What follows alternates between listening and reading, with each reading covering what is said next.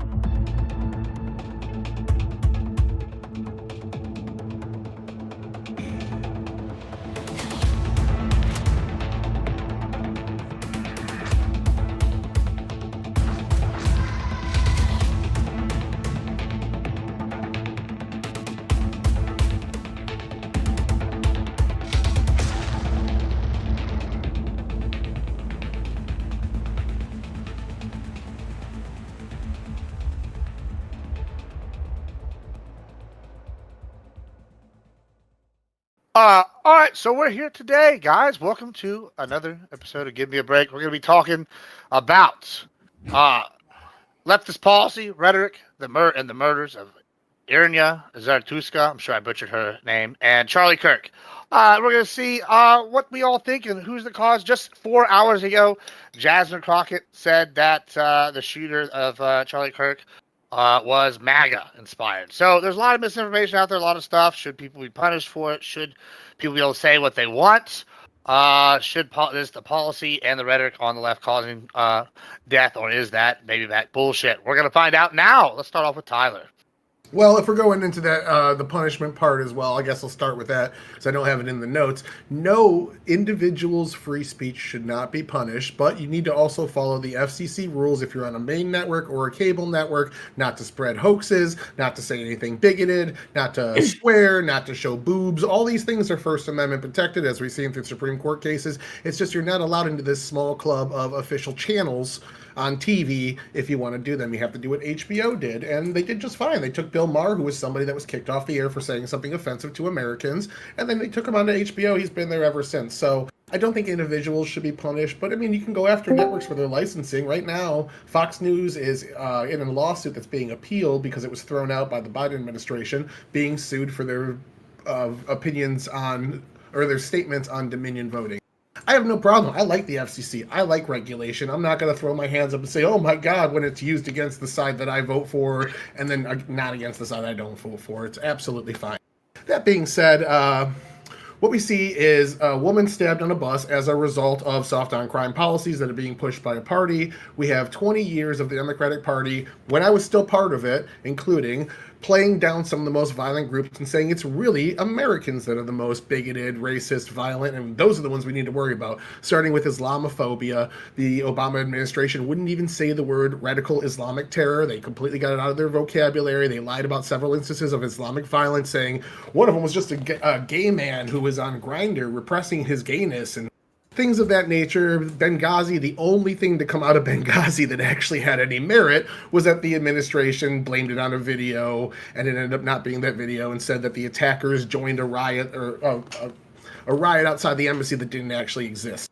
That's about all we got out of Benghazi that was worth a shit. So I kind of want to go through all these things and talk about them. At the end of the day, if talking about black violence black violent crime rates and illegal immigrants eating cat and dogs is dehumanizing racism, if mentioning Islamic extremism leads to violence against moderate Muslims, and if pointing out trans people or gender theory generally isn't real, is actually killing people and causing a genocide against them, that I don't know how we can call a group fascist and not expect some kind of repercussions for that in the same line of thought. I think personally it's stochastic terrorism. It's an intentional dehumanizing tactic to make it palatable for one crazy person to see this as an easy way to get rid of somebody that morally they should.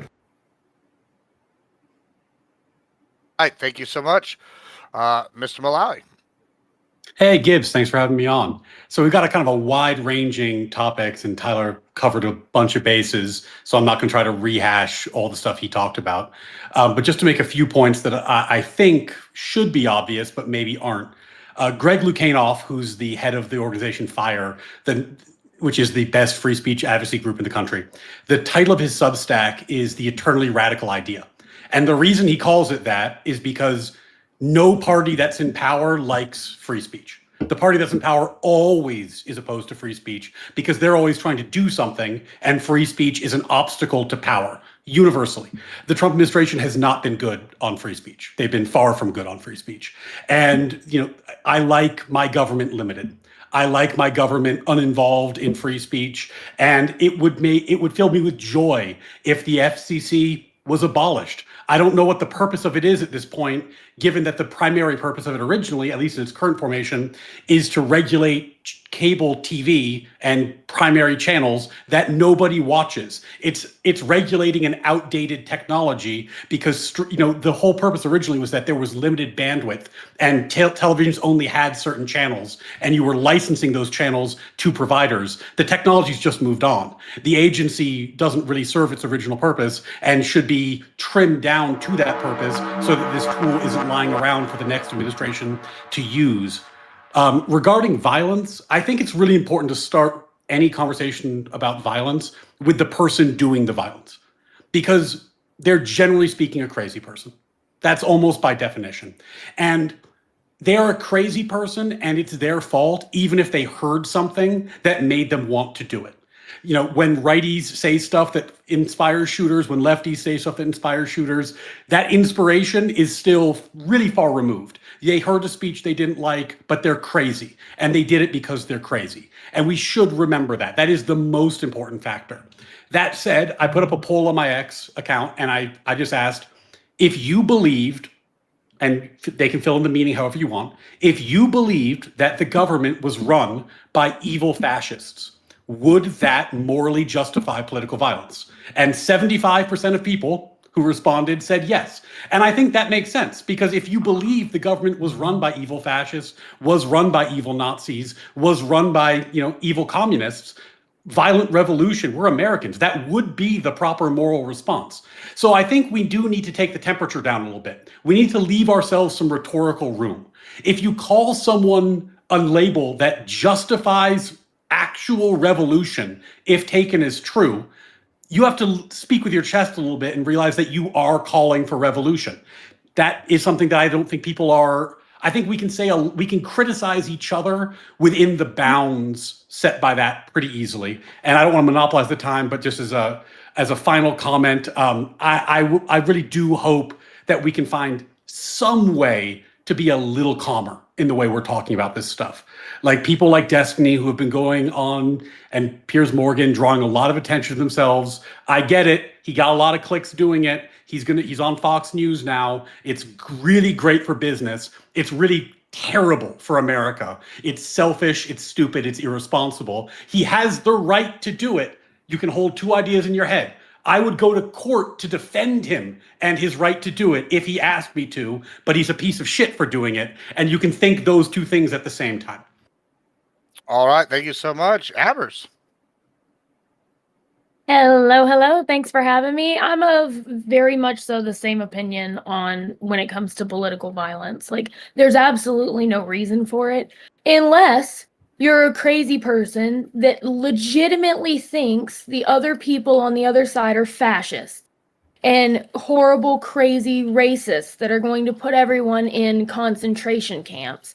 And so using that type of language and the type of language that's come from sometimes the mainstream media on the left, calling the other side Nazis and fascists and likening them to people who have murdered millions of people, has now culminated in a crazy person literally stating he killed a father in front of his children because he just couldn't take his hate anymore.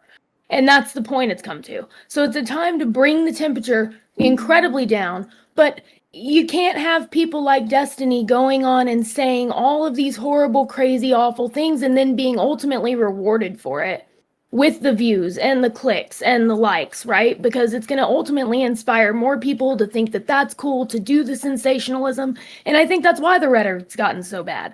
We have created a sensationalist society by upping the ante on what we say to get more clicks and more likes and more views. And that's a problem we see on both sides. That the words just get more and more edgy and more provocative. And we start off saying that things are harmful and turn it into equating words to violence. So that needs to stop on both sides. And I think it takes people saying that publicly in order to bring the temperature down. As far as Irina Zarutska goes, there's no reason, in the words of that man's mother, there's no reason he should have been on the streets. There's no reason. Whether that means he should have been locked away in jail or whether that means he should have been in an institution getting help for the schizophrenia.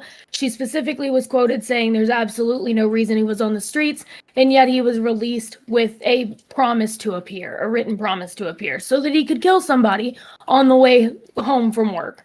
So it's disgraceful and it stinks, and we should look into how we can prevent that from happening in the future, whether that's making sure that people that have a very long rap sheet, 13, 14 arrests, are, put away for a little bit longer, if we need to forcibly institutionalize people that are not taking medications that they need to be taking, whatever the case may be. Right. Thank you so much, Mr. Burns. Sure. So I think in the vast majority of instances, obviously, political violence is not allowed. It should be seen as a last resort for defending, like, the constitutional republic, i.e. there is some essential threat to our republic. Somebody is going to suspend elections indefinitely. Somebody is going to suspend the Constitution and all articles within it. If somebody was to say that, I would say that'd be pretty dangerous.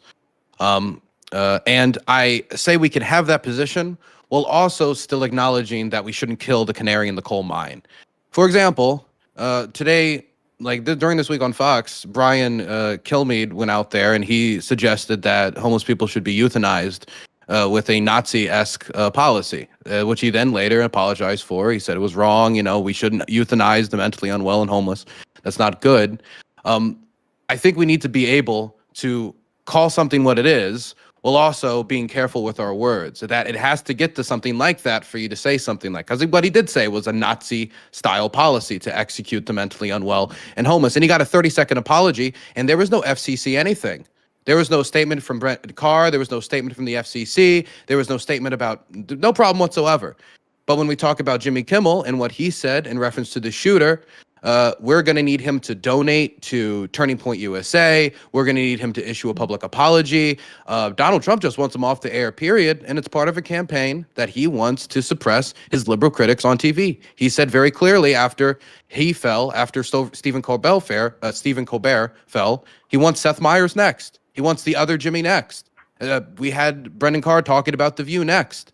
And so if we're going to have the FCC, the problem is one political party abusing it while they're in a position of power. So you either need to reel in the FCC to make it so this type of power isn't possible, or abolish it altogether and start from the ground up, acknowledging that the media landscape has completely changed from what it was when you, like our friend Ryan said, when it was a certain amount of restricted bandwidth. And Donald Trump is a spiteful man, and he is openly talking about, look, if you mostly cover us critically, we're going to go after your broadcasting license. So when we reform it, though, I'm really scared that Trump could be the person to reform it, because if he does reform it, it could just be, okay, let's see if we can do this to podcasters next, okay? Let's see if we can do this to David Pakman. Let's see if we can do this to X, Y, and Z. So whatever replaces the FCC has to be something that restricts the power of the president in abusing that institution, be they Democrat, be they Republican, no matter who they are. Also, if anybody's calling for a civil war, you're a loser. Everybody thinks that it's not going to be their house that burns, it's not going to be their family that grieves, it's going to be somebody else. But the people who are going to be avoiding that are going to be the wealthiest bad actors who incite this type of violence in the first place. And the face of warfare has changed fundamentally. If you think that your AR-15 in the middle of the backwoods is going to be enough to deal with drone pilots and AI systems that are in rapid development right now, you need to fully understand like the consequences of fully accepting political violence and what that means for your community, which is why it's a last resort, which is why when the founding fathers engaged in the revolution, they took that consideration seriously and not just something for clicks, which a lot of broadcasters have used it for. All right. Thank you so much. Grid. Yeah, I want to. Thanks for the invite. I'm the late edition. I didn't have a whole lot of time to prepare for this. I'm just going to kind of go off the cuff. Bear with me. So I'm going to start with the arena slaying. I agree with Abers that the person should never have been on the street. I think that we've gotten really a little lax in the way that we handle our mental health policies, procedures in this country, and worse is what we've been finding out about the judge in the case and how, or the magistrate, whatever, and how she was actually sending people rather than sending them to jail where they should have gone. She was sending them to a treatment clinic that she was part owner in, and then that person never actually had to show up, and he understood that he never had to show up, and he was walking around on the street. It's criminal. That is actually criminal. I think that there should be something done about that. I don't know where that gets us in speech wise, other than somebody should have said something, I guess. I don't know. As far as the, what's been going on with the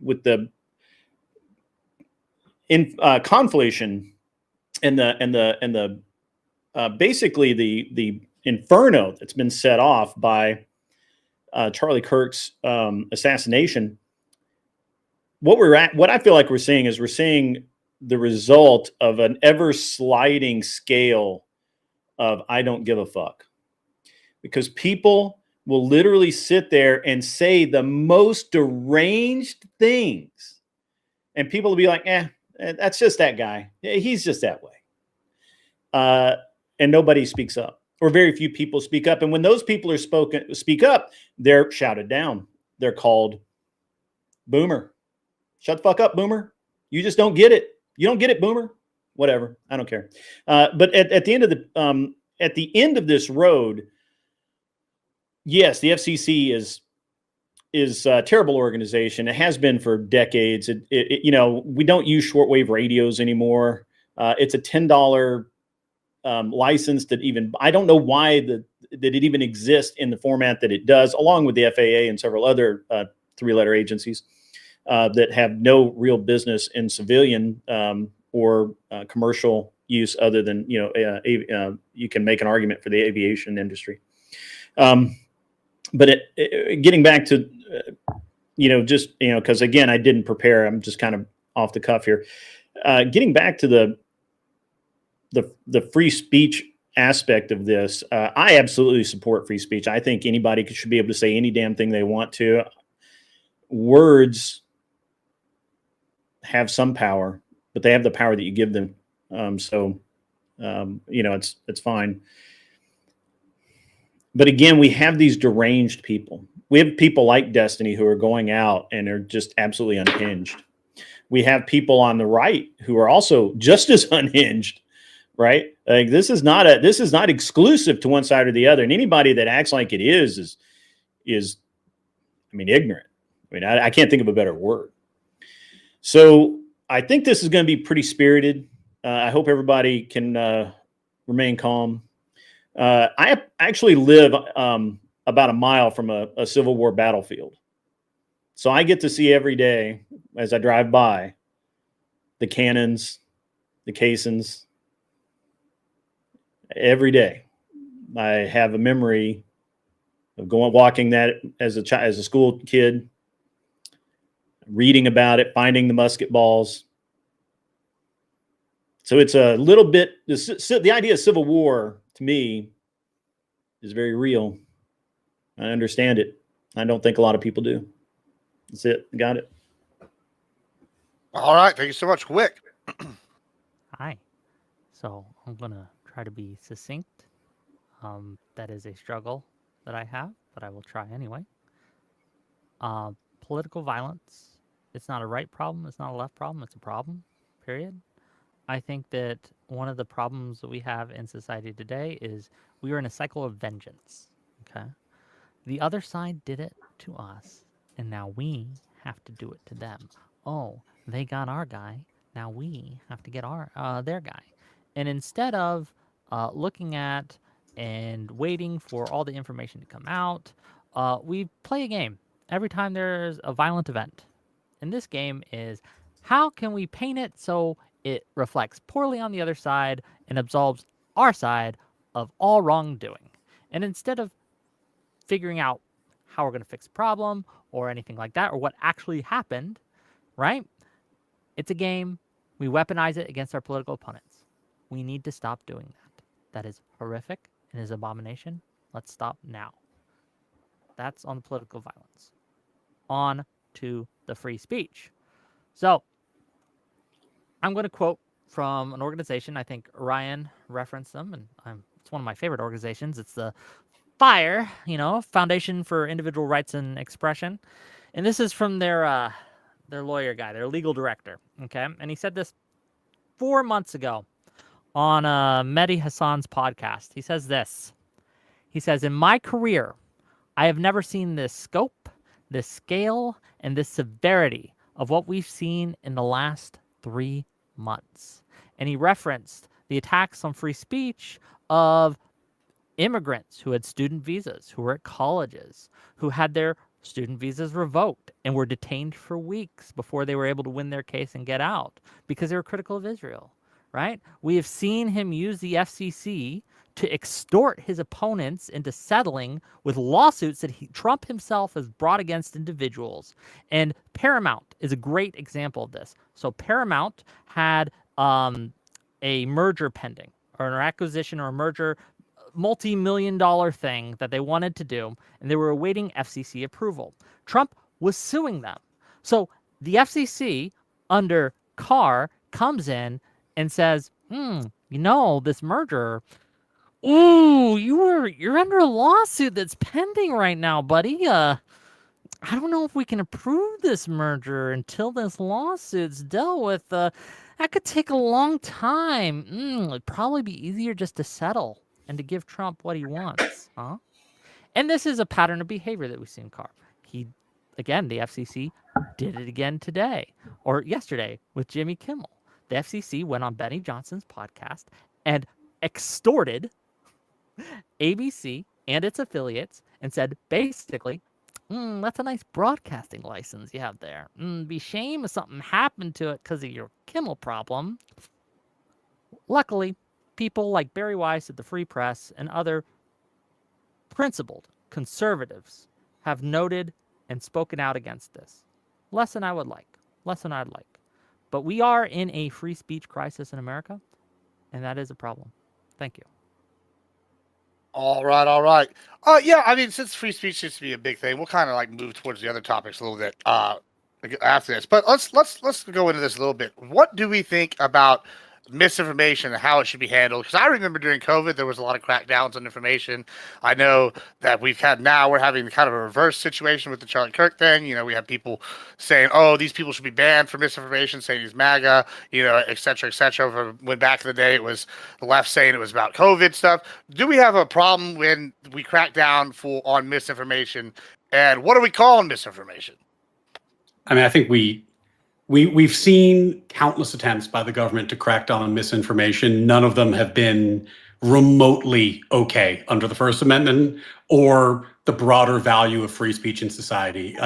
I remember, it's funny because Wick is right that Trump's been terrible on free speech, and we should talk about that. But Biden was also terrible on free speech, and Gibbs, what you're describing when it was litigated, I was just looking at it before this call started. There was a 77-page recitation of facts in a district court about all the different ways that the Biden administration pressured social media to take down misinformation, which the judge in that case called the most massive attack on free speech in history. So the point I'm making is not to get into who's worse, Trump or Biden. I actually think the partisanship is the brain rot. You try to talk to somebody about these issues, and the first thing they say is, isn't your guy worse? Instead of, let's address the problem.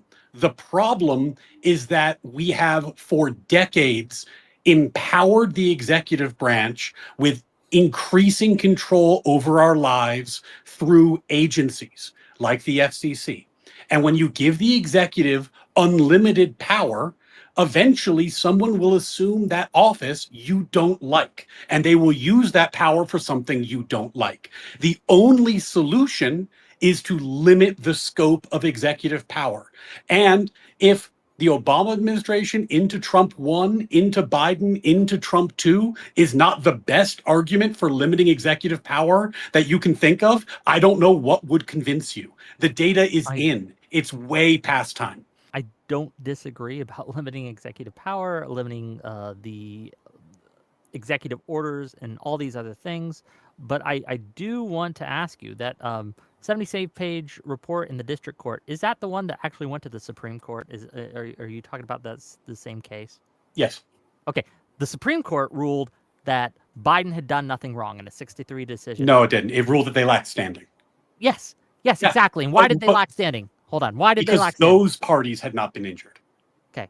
Those parties had not been injured. The state, why? yeah. Because the standards that were set, right? Like the what's it called? The TOS that they had, that they were enforcing, were in place before Biden came into office.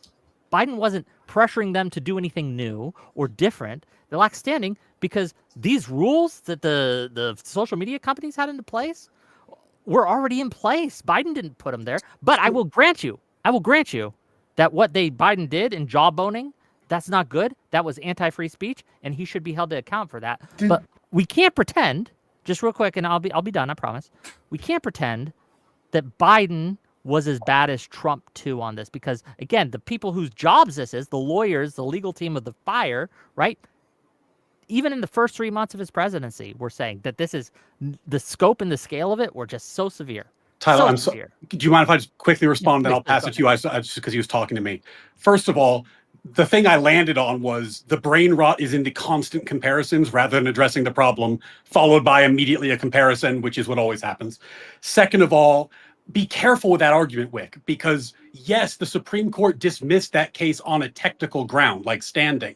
But guess what's going to happen with the Kimmel case? It's going to get dismissed or be found non-actionable on a technical ground because ABC doesn't want to fight this. So ABC probably isn't going to court. They'd rather he's gone. And if Jimmy sues, there's going to be a confounding intervening factor, which is his employer wanted to fire him. So I don't think this case is actionable either. I think both these cases get dismissed for technical grounds.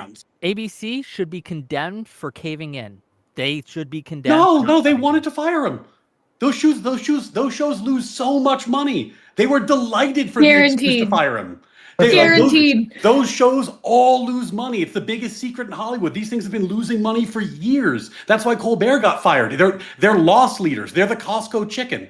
They promote their industry, but they don't actually make money on them. And the promotion doesn't work anymore because no one likes the fucking shows. They were delighted. Sorry, Tyler, I did a thing I swore I wouldn't do. You're mind reading.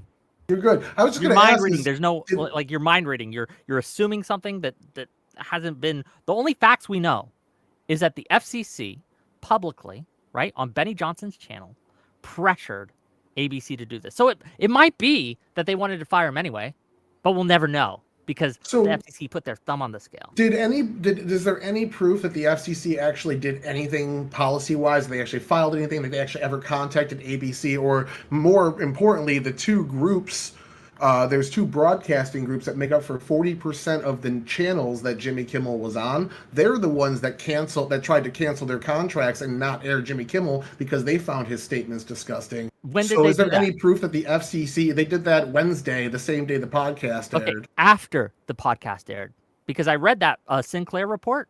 I read that Sinclair report, and they referenced the words that the FCC chair used in that podcast. So, But unless did they the traveled back in FCC time, actually do anything? Did they actually attempt? Did they contact anybody? Did they actually ask, like with Biden? Did they contact any these? filings for it to be Well, extortion? you made a comparison. You said one was worse. I see one not actually doing anything technical, never contacting anybody. Just You're taking the assigning things malice on to the podcast. FCC, where they just simply issued a warning based on current policy. Yeah.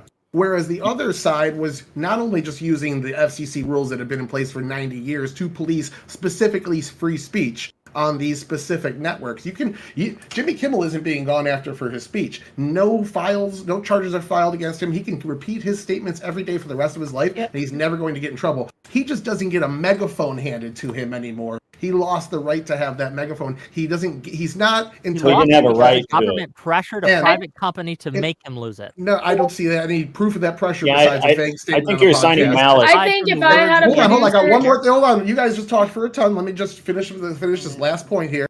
So the FCC or free speech has its limits. We all agree, no violence and things like that. But another limit of free speech is when it infringes on other equally important rights, like the freedom of association. If you're not allowed to fire somebody for saying speech that you don't like as a private company, then free speech is now overruling other rights, especially ones in the same exact amendment with the same exact level of importance. Freedom of association, if it gets trampled over, then free speech becomes a bit tyrannical.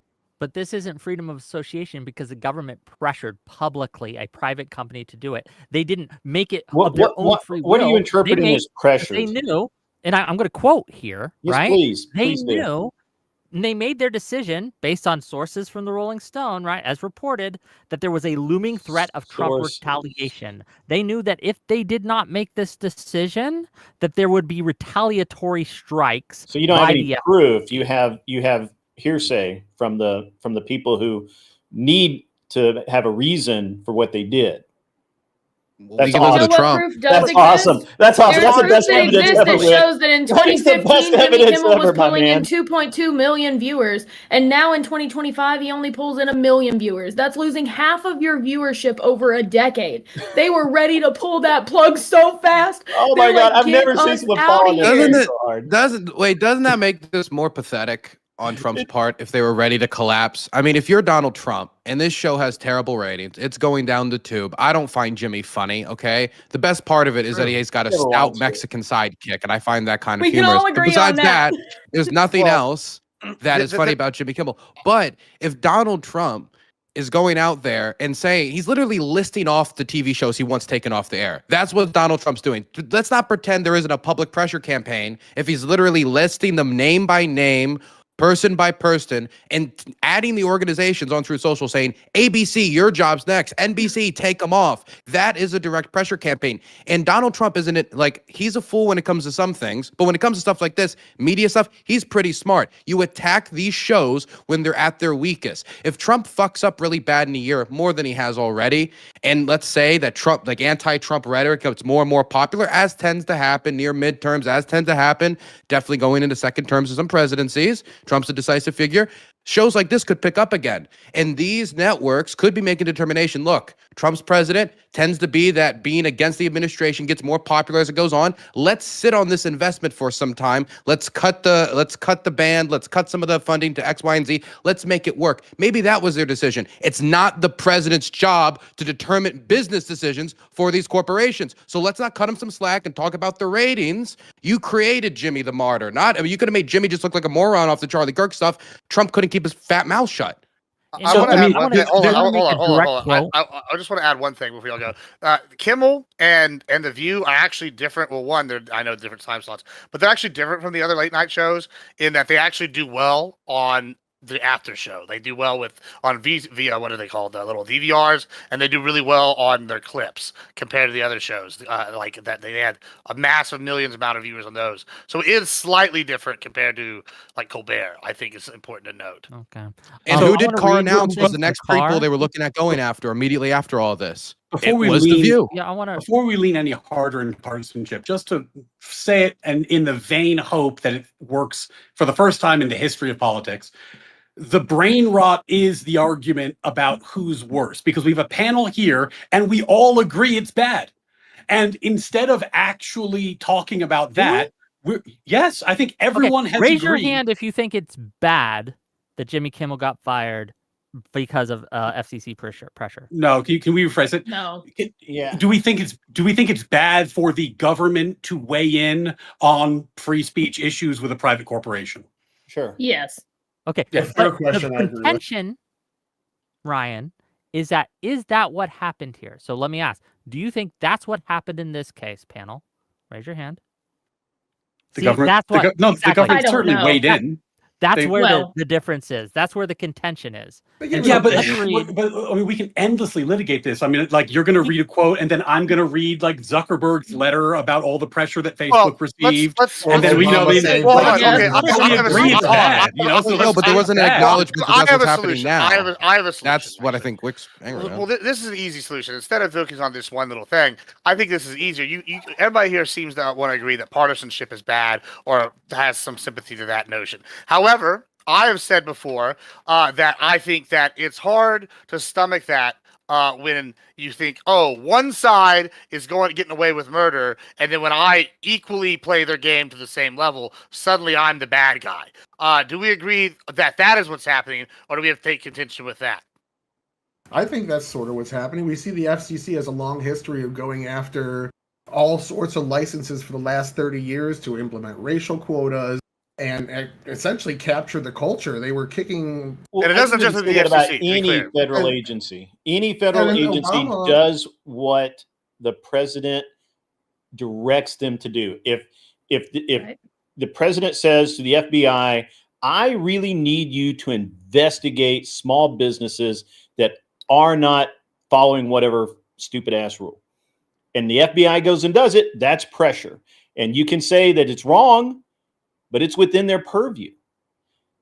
Literally every president does it, and we can't. So I don't understand why we're trying to play, well, Democrat bad, Republican I still bad. don't see It's all anything as bad.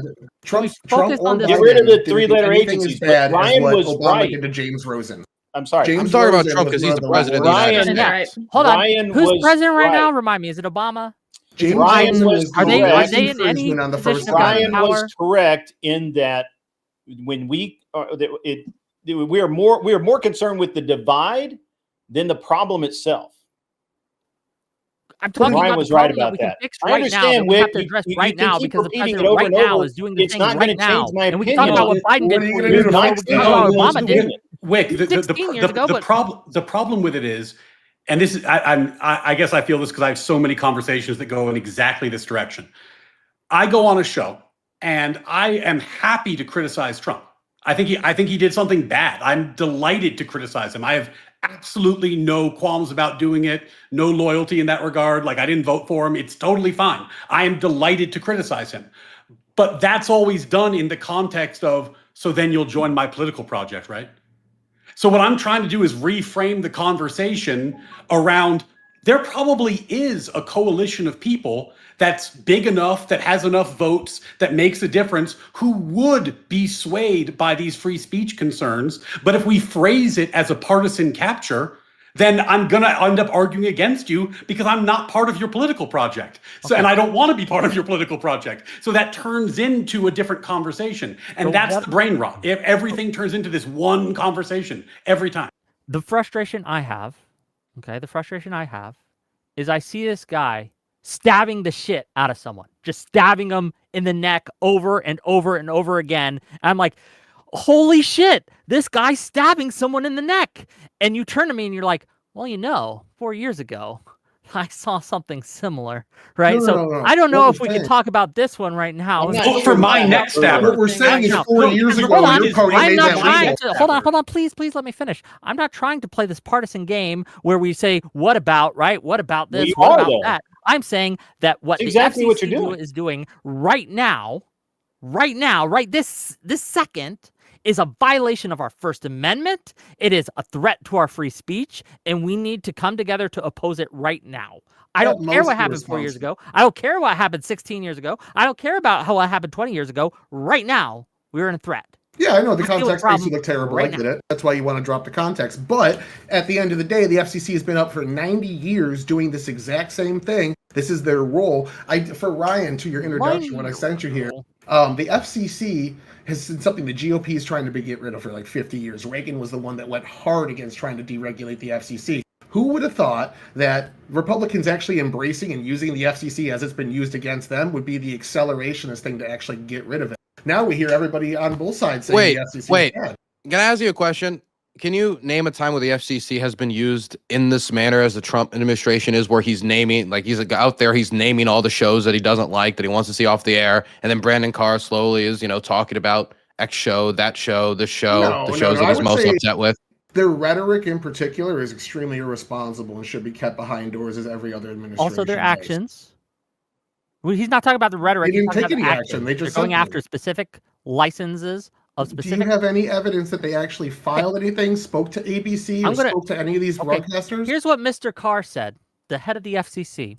He said, and I'm quoting here, "Frankly, when you see stuff like this, I mean, we can do this the easy way or the hard way." I watched the whole interview. Right? I'm well aware it's 12 These minutes long. companies can find ways to change conduct and take action, frankly, on Kimmel, or there's going to be additional work for the FCC ahead. But did they actually take meant by that? Did they take what actions did they take, as you said? They didn't have to because ABC caved. They made a statement. No, ABC caved to 2 distribution networks that both said that the comments. What's wrong with that statement, though? You can either do this or you face the consequences. That's literally our entire world. Yeah, proof of that. That's life in general. Hold on. Well, this is why Ryan should know this. No, this is why I brought up the Biden stuff, because this is exactly what I was complaining about during the Biden administration, and I think you do need to take the principled stance that I'm not fine with it in any of these instances. Like since we're doing quotes, like when Zuckerberg wrote his letter to Congress, he wrote, "In 2021, senior officials from the Biden administration, including the White House, repeatedly pressured our teams for months to censor certain COVID-19 content, including humor and satire, and expressed a lot of frustration with our teams when we didn't agree." What threats did they make? Well, allegedly they screamed and cussed. But let me reframe this. Wait, there's 77 pages of it in the court. I can read it if you want, but I don't need 77 pages long. Give me an example of a threat. They would send emails that you need to do this. There were urgency. I will grant you their language was not as extreme as Carr's language. They didn't. So just to be clear, but they didn't. And Carr didn't do anything either. You can't give me a specific threat that Biden's Carr didn't make a specific threat. He didn't say, "I'm going to take you off the air." He said there may be more work to do if you don't do something about this. So doing something about this could have been putting him in a new time slot. You don't see any parallel here. You don't think these similar to you? You don't think these seem at all similar? You don't see a similarity? I don't know because you go. He doesn't want to. Give me an example. Wait. It's a 77-page recitation of hundreds of instances of the federal government sending. Easy to give me one example. Okay, then I will download it and we can read it if that's going to be helpful to you. But it's a useless point. The basic point I'm making is that this is bad behavior that we should be criticizing, but you don't seem to be willing to grant the fact that this was done by previous administrations. Before you answer, yes, but it's worse when Trump does it because he's doing it in a more direct. But Trump didn't do it. Hold hold on. I want to rephrase. I want to ask this question because I think we could use exactly what Ryan did give us right here, though. Right? Ryan said they pressured Zuckerberg to even take down things that were comedic and satire in nature. That sounds like something that Jimmy Kimmel would have done, right? Hypothetically, he would have made satire and comedy jokes, and it was pressure to take it down. Seems almost a direct equivalent. Okay, maybe they're based on size. Joe at home making his meme group is probably not the same size as Kimmel. I have a question though. And that's regards to misinformation, because that was the bludgeon that was used by the Biden administration. And it seemed like it was cheered on, right? And it would seem like it was cheered on to get rid of COVID misinformation. Why wouldn't it be you equally be cheering on whenever Jasmine Crockett is saying today on television in Congress that the shooter was a MAGA Republican? Would you agree that that is also misinformation and should be punished equally or silenced? What is she saying? Can you tell me? I'm not sure what Crockett's saying here. I mean, she's claiming that the grandmother it said that he's a MAGA Republican, thus the kid is a MAGA Republican, and it was Republican on Republican violence. She's probably wrong based on the evidence I've seen. She shouldn't be punished, but that's misinformation, right? So how is that different than a COVID misinformation? Congress has this different clause of misinformation where they're exploring political ideas that we have to. It's kind of like how teachers kind of have this exemption from with tenure where they can explore ideas for an academic purpose. Congress has a similar one for a political purpose where they can explore these ideas and say things that are technically false in their exploration and debate. So I don't want that chilled. Interesting. Do y'all all agree with that? Because it seems like you would argue that the leadership, because I hear it right now, I'm hearing y'all want Trump and Republican leaders on the left want Trump and Republican leadership to tamp conversation down. And then on the left, and then, I mean, I guess you're center, but like I'm hearing, you don't want this like tamped down in Congress. However, people are saying, oh, well, Maxine Waters caused BLM riots to be worse. We have examples of other people during this time. You can point to Republicans like Trump saying these things like that are outrageous. And it's like, okay, well, do we want them to be able to explore these things and say misinformation, or do we want this toned down? Because it doesn't seem like we can have both. I mean, you have two ideas in your head at the same time. I want them to have the right and capacity legally to say crazy shit. And I would like to find a way as a society to stop rewarding them for it, right? Like there's a difference between the legal proposition, what does the First Amendment require, and the moral proposition. Like this happened with Trump's flag burning, where I kept telling people, yes, you have the right to burn your own flag. You absolutely do. You shouldn't do it though, because it makes you a piece of shit. Morals and legality are different. And that's okay. And I think that what we need to do is start making the moral claim more loudly, where it's like, okay, yes, you have the right to do this, but we are not going to fall for your attention getting shit anymore. And we're going to vote with our feet. I don't know how to organize that, but if any of you more internet savvy people do, hit me up. I'd be delighted to help. One thing on what you're talking about, Gibbs, is that I don't know, maybe I'm the only one, but I remember having multiple friends of mine and acquaintances get banned off of Facebook and Twitter and everything else for things that they said back during the unpleasantness known as COVID for misinformation. And yet now that's not misinformation. They were right the whole time. Like it wasn't, or most of them were. And so what do you think about that, Wick? Where are you at on that one? Are you okay with that? You're okay with those people having been banned, their accounts deleted? All of that. Okay, you would be shocked to know that throughout my whole streaming career, I have been 100% against censorship from the government, whether it comes from the left or the right. Okay. I have screamed at leftists. In fact, most of my initial streaming time, right, during the 21, 22, was screaming at leftists who were trying to deplatform their enemies, who were trying to deplatform quote-unquote Nazis. I have a long and storied history of being very principled on this topic. So you're against the Biden administration doing exactly what you're claiming the Trump administration did. No, it's not to the same level. It's the exact same thing. The same. It is not the same. It is exactly the same. Because again, the Biden administration didn't do a lot of this, right? They did a lot of bad things. It's not all good. They tried to make a ministry of truth. I oppose that. Other people oppose that. But at the end of the day, Biden didn't do that. Biden didn't put together a ministry of truth. He did. Thick-hand that, right? He dismantled that. He didn't put that together. Right? Because we all stood up and we said, no, that's a bad idea, Mr. President. But to answer your question, right? Or to address your point, I should Sure. say. Look, I would love it. I would love it, love it, love it. If that same energy you had to defend your friends who were getting deplatformed was put to the people who are getting deplatformed now today. Because there are people who are being put on dox lists whose families and friends and coworkers and places of employment are being called because they have not sufficiently mourned Charlie Kirk. That I agree with him on. Those people, yeah, that whole Charlie Kirk's killers, that's fucking gross. Well, that's interesting. Can I, wait, go ahead, since Wick didn't take the bait, could I take the bait instead? Yeah, be the take the Bernie bait. bro and say, sure, fuck them. Actually, There you go. my position is, if people want to be politically radical, they can be politically radical. Sure. If people want to have whatever opinion they want to have, they can have whatever opinion you want to have.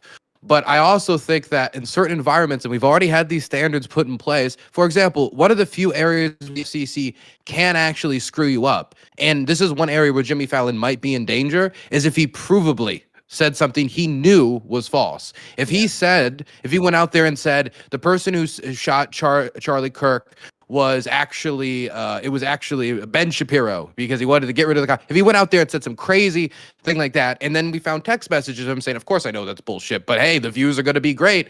That's what ended up screwing over Fox News in the Dominion lawsuit that made them lose $850 million dollars, is we got texts from their broadcasters basically admitting that they didn't want the backlash from viewers. They wanted to keep the high viewers. They didn't want people to go over the News Max. They didn't want people to go over the OAN. They wanted to keep them there. And so they said things that made them comfortable, even though it wasn't true. And that contributed to a lot of the misinformation that did end up having a big contribution to what happened on January 6th. And so I think that when we're talking about a health crisis, if we're talking about something that is a national security crisis, there could be certain barriers put in place. For example, states are obviously taking advantage of moments like this to try to get us to kill each other. The Russians are doing that right now. They're making accounts, trying to make us say, oh my gosh, the only option here is civil war, or somebody should do something about X, Y, and Z. They want more assassinations. They want more killings. They want more chaos. And this type of stuff needs to be cracked down upon because it's an actual national security concern, and it's a real thing we need to go after. So if you're an American citizen and you're American and you want to go out there and you want to say whatever, that's fine. But I also don't think that when we're talking about going after somebody for criticizing the president of the United States, which is what Trump's talking about, is a little different than when we're talking about trying to suppress stuff during a health crisis, or, for example, trying to go after a national security threat, or going after somebody who's provably lying because they want to make money off of misinforming the American public. I think these things are different. Yeah, so Dylan, you Burns be is talking about, the best way to do that is by cracking down on bot farms, right? I don't know the specific legal avenues to do that, but look, I have no problem censoring. Why not? I'm sorry to interrupt, but why not a requirement to make these companies have to take preconditions to go after these bots, so they have to remove them out of national security concerns? But they want the bots because it's more activity on their platform, more money. I mean, how much of X is bots right now? How much of it is automated replies with verified accounts? We see that all the time. How much of X's membership is actually real people? I kind of want to talk about one thing that you brought up, Wick, and then we can give it over to Tyler. See, you brought up the docs list, and this is maybe like tangential to the subject at hand, but I do think it's interesting because I heard a lot of people say that doxing leads to danger. And there's this idea of a right to privacy specifically for streamers, where they think that they can do whatever. However, it's kind of interesting to me because, you go to Hollywood, you could go get a star map, and I can go drive around. I can go see Richard Dean Anderson's house. I can go see, anybody's house. I don't know why I picked him randomly, but you can go see Brad Pitt's house. You pick all these guys' houses, right? And must have been watching Stargate. I don't know. And you can go see these things. And that's fine, right? And then if you go on and you're a well-known public person, like on Fox News, and you're not even like, I don't know, like the pundits at nighttime after 5 or CNN, but like a daytime host who probably only has a couple 100K people following them or whatever. But if they say something wild, then, their public information is probably also out there. Nobody's got a problem with that. However, say like somebody like Destiny or Nick Fuentes says it, who's got millions of followers, and they get doxxed, people have a problem, right? Or say I say something and I got doxxed with like, I don't know, a few thousand followers followers, people are going to be like, oh, well, he shouldn't have been doxxed. And I'm actually almost of the other opinion now, where like, if you say something and you put your face next to it, you shouldn't have the right to privacy. You should have to stand by it, because the old expression used to be talk shit, get hit. You know, you have to live with the consequences. And so I'm kind of curious, why is this new mentality that we have the right to privacy? Is it just this danger aspect? Is that just admitting that both sides have ratcheted up rhetoric so high that we can't even have conversations and put a name next to it without fearing death? Like, that might be a problem. What are our thoughts here? Is doxing? And also, My I just want to address is add not that most of the necessary for a good people, public conversation. Sure. most of the I agree people with that were put on that list, on that docs list, of a lot of them, from the ones that I've seen, were from Facebook, and they had on their Facebook account where they worked or what city they lived in. And so that's a little different from what I'm looking at. If you're attempting to hide behind anonymity, one thing, but some of these people were posting from accounts that had their first and last name and pictures of their kids on them. So if someone calls your job, then that's maybe you shouldn't say horrible, disgusting shit on the internet that your job probably has a policy against you saying. Because most jobs literally have a conduct policy that says if you're going to represent that you're a member of our company, you can't say disgusting shit on the internet. The problem I have with this whole kind of line of thinking is that the mob has a very bad track record of knowing, one, how much accountability is appropriate to what someone has done, and two, getting it accurate. So we saw with this with the Me Too movement. Started off fine. Great people, or not great, but terrible people in Hollywood doing terrible things, needs to be exposed. But then it turned into, well, I had a bad date one night with this guy, and I'm going to blow his name on blast and tell everyone I got raped. It didn't work out very well. And I see this happening again with this current manifestation of people have decided that if you do not, if for whatever reason they are offended at what you said about Charlie Kirk, whether it was actually offensive or not, they feel emboldened and empowered to put your name, address, put your place of business, to call that place of business, right? And to try to get you fired because they're angry. And I am very against mob justice. I don't think mob justice isn't justice. Let's just put that out there. That's my thoughts. I think often we describe a culture problem in a legal framework, right? Like, our founders wrote the Federalist papers under pseudonyms. They used pamphlets. Like, the idea that anonymous expression has been part of our politic since the founding and will continue to be. The problem that we have today, and I think Dylan described it well, is that people give credibility to anonymous accounts. When you see someone posting anonymously, that should be, like, in your head, you should go, that's probably a bot.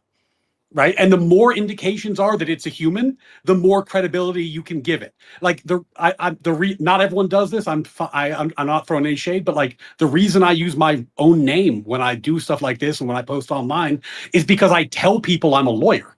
And when I tell people I'm a lawyer, I'm making a claim of authority and expertise. And I don't think it's fair for me to make that claim anonymously. I think people should be able to verify that if they wanted to. So that is, all of this is to say, there is a problem. Mob justice doesn't work very well, but the problem is downstream of taking anonymous accounts seriously in the first place. And what we need to do as Americans is immunize ourselves, as we typically do over time, and learn how to navigate this new technology and say, okay, you know what? When like X325 with a Uzbekistan ISP address comments on my X post, I'm just not responding to that guy. Like, I don't give a shit. This is not a real person. I understand what's happening, and I'm going to move on. And that actually takes the temperature out of your life pretty quickly. That's literally how I operate. I think the problem that we have with that is that the algorithm doesn't reward you for that. The algorithm does not reward you for that. If you don't engage with these random bot accounts that are saying crazy stuff that's not even spelled properly 90% of the time, then the algorithm rewards you. But if not, you're on X for 15 years and you have 282 followers, right? Like, it just is what it is. So I got 3 short points, and then I got one for Grid that I want to jump him back in here on. So Dylan, after the docs, I want to let you know I sent you a big batch of my grandma's recipe banana bread. It should be there very shortly. It's delicious. Bot farms. Bot farms only exist on the internet. Only about 5% of people are on Twitter. I think if we really want to crack down on like Russian and Chinese disinformation, We need to go after the hundreds of millions of dollars they dump into climate change activism in the US and UK. That is one of their major outlets to sow discourse in the United States. Not saying climate change isn't real. They're taking advantage of a legitimate political issue in order to stoke that. As the sole defender of the FCC here, I'm pretty sure, I just want to point out they're doing this to both sides. Fox News is currently in a major lawsuit to lose their license pending the FCC and independent people suing them. It was thrown out in the final days of the Biden administration. It's currently on appeal to get it reinstated right now. So the FCC does go after Fox News as well, even though they're only cable and not a major network, which is a lower standard. But the last point is, Grid, to your opening, you said this is the turning point. It's only going to get worse. I see this personally as the turning point where it starts to get better. I didn't say turn. Kind of said it was like, well, yeah, okay, I'm sorry. But you okay, just, somebody said it. I'm sure. I can't take credit for it. You were saying that it's going to get worse from here. I think it's going to get better. We saw Yankee Stadium. We saw vigils around the world. All these people are coming out and saying this was a 100%. bridge too far. This was a peaceful guy. He wasn't a criminal. He hurt nobody in his life. He just espoused mostly mainstream views. There were a few that were a little, but generally mainstream views. I think we're going to start turning back toward more peace because a lot of normal people that were just LARPing online were like, whoa, that's a little too real for me. So, yeah, I didn't say it was going to get worse.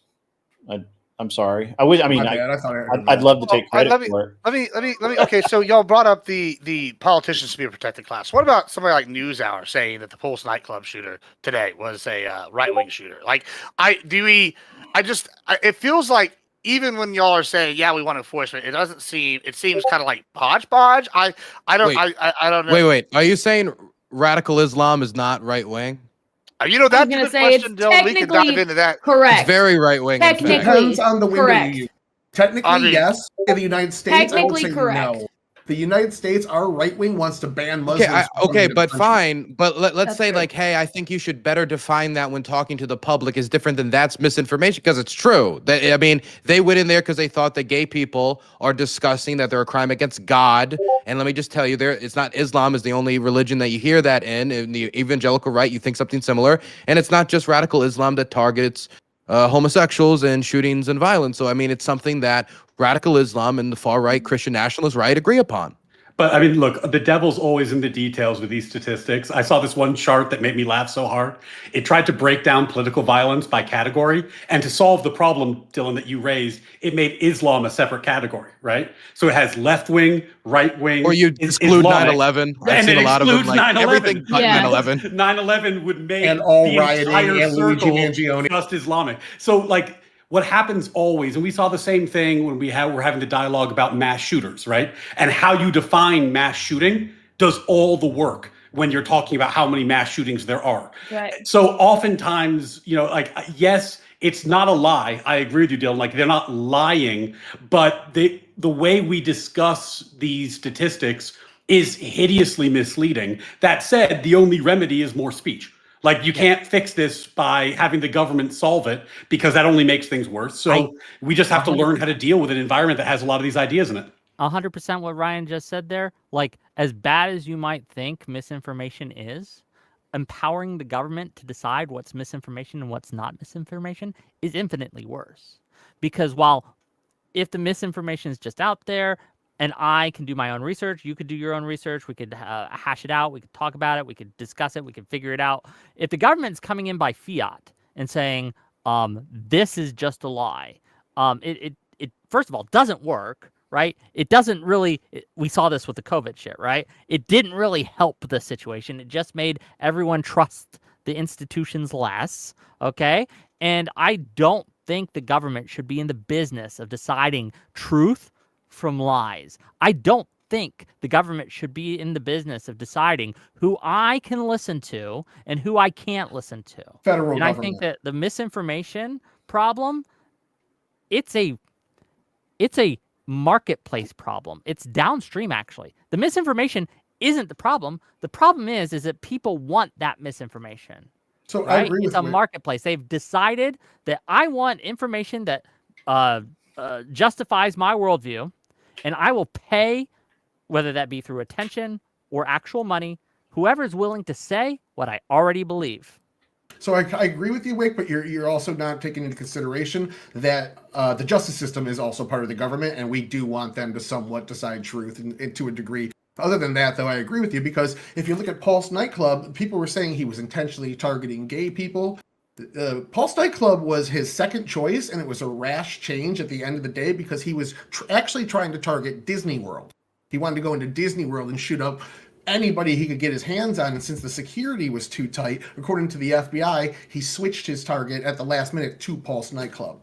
So we got from the government at the time that it wasn't radical Islam. We got from the government at the time that it was an anti-gay hate crime specifically targeted at gay people, and the FBI, and that he was also on Grindr. And the FBI investigation actually showed us none of that was true, and Disney World was his target, and he couldn't get in. I mean, why? But if if he couldn't get in I will say, if you're gonna go do a terror attack, and then you're like, you can't get it, and you can't do it, and then you decide to go shoot up the gay club, it is an anti-gay terror attack. It's like, out of all the clubs, it happens. Like, That's fair. He made that decision because it was the best he could do. It was go slaughter a bunch of gay people. It's still an anti-gay terror attack. That's fair, but his intention was just to kill as many people as possible, and he wanted. Well, but Disney is also haram, so he would view it as all the same sinners. Like, the gay is just a different version of sin. Yeah. At least in that We wanted the most that's sinners the viewpoint of him. But I mean, I do think it's an important, just because it is easy to talk about misinformation today, and it's so different, the bots, social media, there's this whole different ecosystem, and I take that point. But oftentimes, I love Steven Pinker. He's terrible at philosophy, great at data. But his book, Enlightenment Now, is wonderful. And one of the things he says is, if you find yourself nostalgic for the past, you're probably wearing rose-colored glasses. Like, in the 30s, the New York Times had their foreign correspondent in Germany was a Nazi, and they knew he was a Nazi, and they valued the fact that he was a Nazi because it got them information from the Nazi regime that they weren't able to publish. But he downplayed the Jewish Holocaust in the New York Times for a long, long time. So the idea that, like, misinformation is this brand new phenomenon that's never happened before is totally false. This has always been the case. And the answer, as it always is that the American population has to develop antibodies. They have to learn to spot it. They have to learn how to deal with it. They need to work through it and have better conversations. Because this isn't new. This is old. And, we're just going to have to figure it out. It's happening today still with Hamas. Hamas sanctioned, to be quick, Hamas sanctioned reporters reporting to all these U.S. outlets and then posting it uncritically. It's happening the same thing. And one of the worst offenders was somebody cited earlier named Mehdi Hassan, who was extremely radical when it came to Israel and escalating the hell out of that situation. Okay. I agree with you, Ryan, but, and this but's pretty big but, okay, is I think that we could say that war has always been with us, but we can acknowledge that certain technological advancements have changed what that looks like in fundamental ways that we would be foolish to ignore. Like, the world before the machine gun looks a lot different than the world after the machine gun. The world before the nuclear bomb looks a lot different than the world after the nuclear bomb. The world before drones looks a lot different than the world after drones, right? And so I get your point that there's always been misinformation, but I would posit to you that we do live in a world where we are now in a situation where everyone has kind of this, for lack of a better term, a social nuclear bomb, right? That they keep in their pockets, right? That they're willing to kind of be able to spout off all sorts of things, right? In a manner that can reach more people than any other point in our history quicker, right? Like, just a random nobody, right, could do that. What is the answer to this? We do have to develop antibodies. I agree with you, but I don't like downplaying it and trying to pretend it's just like the past. I don't think it is. The answer is not giving that technology to 11-year-olds, right? And expecting them to know what to do with it. That's the problem with the shooter that just shot Charlie Kirk. He's been habitually online since he was 10, 11 years old. He was raised by Reddit and 4chan and Discord and memes. And all of a sudden, he meets the first person he's probably ever been in love with in his entire life and thinks because this person is saying things that may not align with his worldview, he needs to murder him in front of his children in 4K. It's a problem. You can't just give children supercomputers and expect them to know what to do with it. So what we need to do is educate people on what to do on the internet, what's appropriate for children and what's not, why children shouldn't be on things like Discord and Reddit and 4chan. How do we prevent children from accessing things like that? Because this wouldn't have happened if this kid probably hadn't been raised by the internet. The memes he inscribed on those bullets were popular in like 2013, and the kid was 22 years old. He's been habitually on the internet forever. There's images of his mother celebrating the fact that he will be able to ignore them more because he got all of the computer accessories he wanted for Christmas. That's the issue. And the internet is polarizing. You can choose what you're around. Without trying to derail the But conversation. no one's talking about that. If you agree with this point and you're interested in it, Gene Twenge and Jonathan Haidt have written tremendously important work about the dangers of social media and screens for kids as they develop. They've tracked it. They have a tremendous body of literature on it. I'm not going to summarize it, but just if this point resonates with you, go read Gene Twenge, go read Jonathan Haidt. They're phenomenal. I mean, it might be true. It also might not be true. I mean, the dude isn't even talking to investigators. His mouth is shut closed. It could be that, you know, the Reddit and the Discord corrupted his mind. He didn't have enough social interactions, didn't touch enough grass, and then convinced himself that this would somehow help the country. It could also equally be true that after he turned 18, he was radicalized, and he's just using old memes because he wanted to hear Ted Cruz say "bulge owo" on national television. Because it'd be kind of weird, and the confusion it caused with investigators, people saying that bulge owo is like trans ideology in a bullet casing. It left investigators scrambling, so they were confused at the silly shit that they were saying. I don't know if they're 2013 memes though, because the Helldivers 2 didn't come out till like that meme. The notices bulge uwu meme is specifically 2013. That one specifically is very, very old. That's actually interesting you bring up the Helldivers thing, because I'm so glad I didn't know that. Well, it's interesting because that could be a line in the game. I don't actually know that it is a specific line. I haven't never heard that line specifically, although it is similar. And the code that he puts on there, code is from Helldivers. Well, the code doesn't actually match up with anything. I like that. So I think the phrase is from Helldivers too. It's supposed the code, if I remember correctly, it's supposed to be the combination to throw a bomb, and the phrase "catch this fascist." Yeah, I mean, as an avid Helldivers, an allegory of the definition. You define all your enemies. Yeah, well, I'm just saying. They would put it was a meme. It was a meme from dropping a bomb on that video game. That combination drops a bomb on that video game, and they would put all kinds of things on it. As an avid Helldivers 2 player, let me tell you two things. One, that exact line, as far as I'm aware, maybe I missed the line, has never appeared in the game. Two, that code, double check. That code is not matched up with any code that I have ever used in there. It is close to one, but it's still missing a line. So just to throw that out there, I think that is kind of sus, and it does match up to some. I think it's weird you think insane people are that precise. The critique of Helldivers is that you're playing as the fascist. You are the fascist in Helldivers. You're basically the stormship trooper going in and killing the bugs. He literally said, don't know what this is from the shooter himself in his text messages to his roommate. He literally said, remember how I was engraving bullets? The fucking messages are mostly a big meme. If I see notices bulge uwu on Fox News, I might have a stroke. All right, I'm going to have to leave it. Talking about the rifle. He was a yeah, he did it. Those are his own text messages. True. It's also those are confirmed texts that they were discussing before the shooting with their partner about about after the shooting. What they were going to use to assassinate Charlie. That's after he already did it. He was talking about going back to get the rifle. I thought you were telling me they had some fact. pre-knowledge. That would be a huge update to the story. No.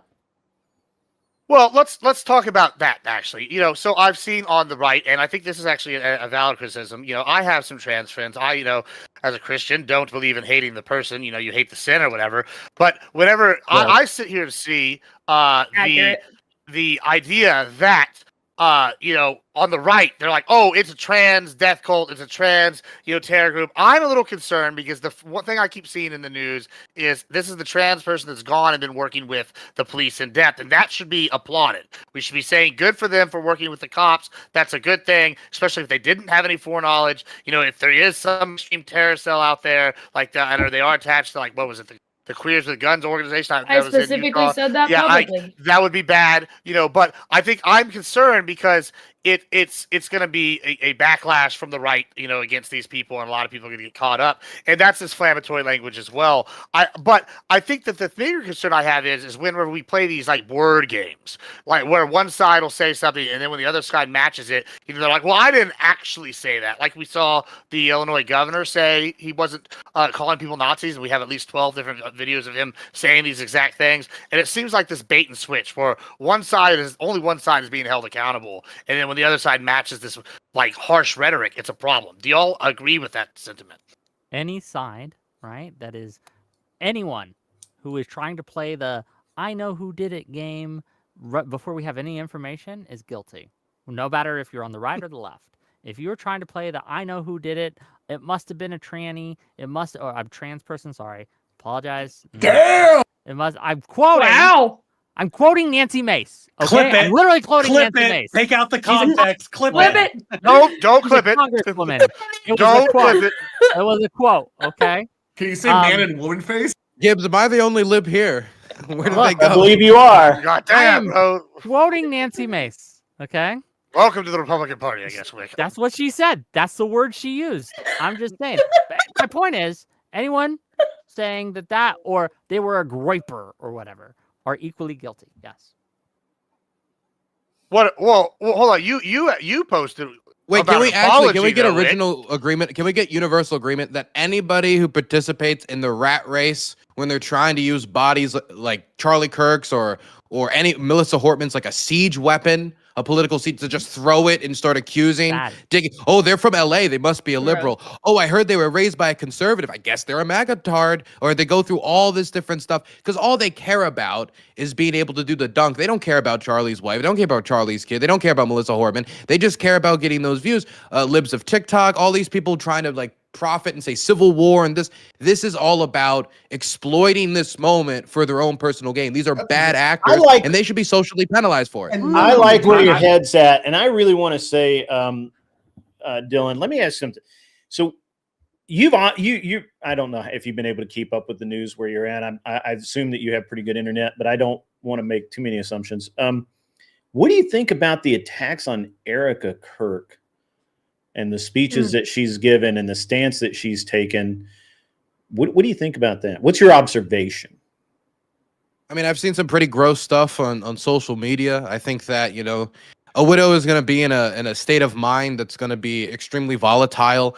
I'm going to have a certain amount of leeway that I'm just going to give her, considering the circumstances that she's in, that I would give for anybody who's grieving.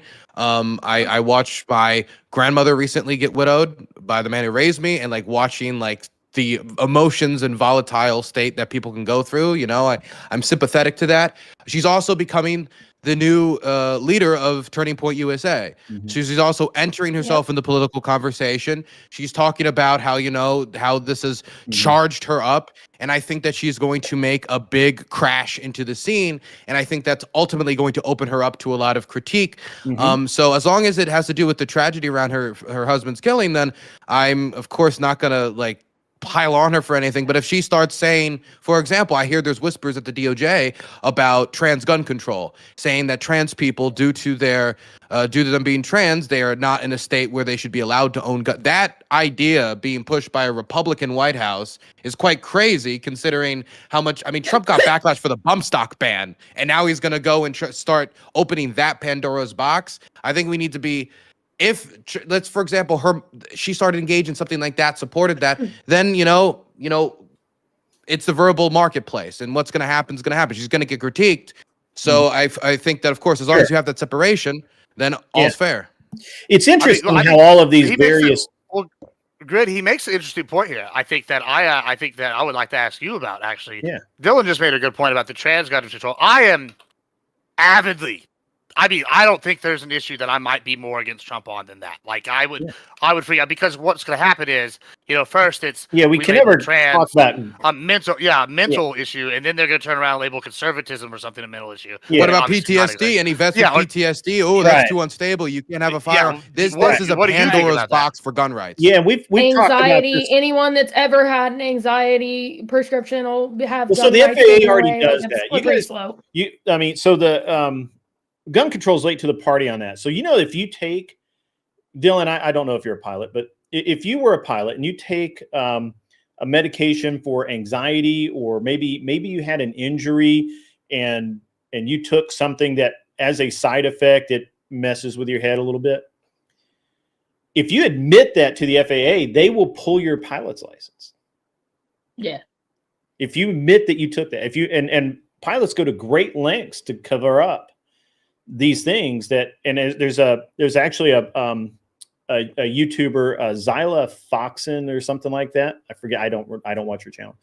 And she apparently did a whole series on how she went to counseling and that she had a really stressful time. She was having some female problems that I don't understand, but I'm certain other women would, hormonal and whatnot. And she needed some drugs to help her out and he's, just even her out.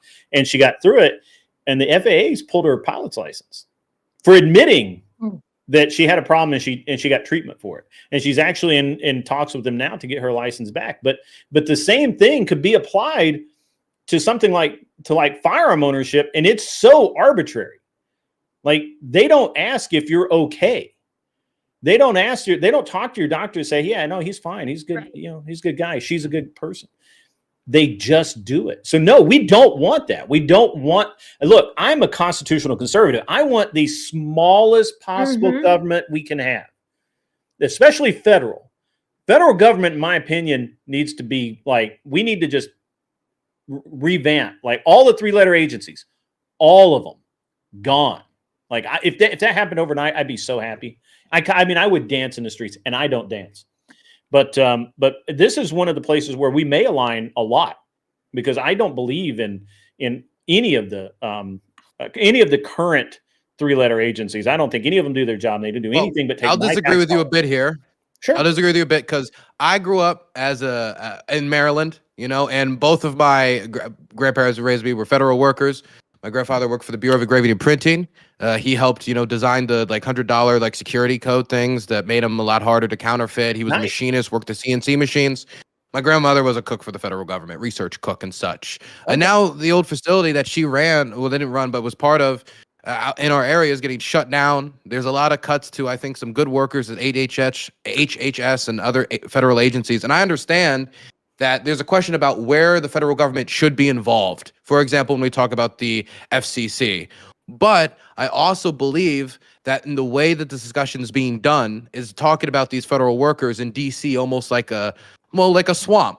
That when you talk about these civil servants, they're described as money grubbing, greedy people who are getting very well off, who are basically sucking off the teat of the state. But a lot of the people who are getting knocked out and who are taking the deals to leave are really experienced civil servants that once you lose these people, you're losing decades of experience you will not get back easily. These are people, I'm having conversations with them, and they're saying things to me like, look, I'm going to get paid double in the private sector. It's fine. I just don't know who's going to do my job because my job sucked, but I did it because I thought it needed to be done. That's the exact thing that and so I understand that people, distrust, the feds, but a lot of these people are civil servants who do their job because they love their country. They want to serve their country. And I think that we're losing a lot of skill right now that's not going to be that easy to build back once we realize we need it. Like when those nuclear safety people were fired and they had to go scramble to go rehire them back because these Doge purges were just completely out of control and constitutionally questionable. Defund the police was the same thing. Where they fired all those cops and they fucking, as soon as they tried to refund 2 years later and get them back, most didn't come back. Some cities are still seeing 40% less police. Sorry to cut you off, Ryan. I'm trying to get to Dylan for his point 10 minutes ago.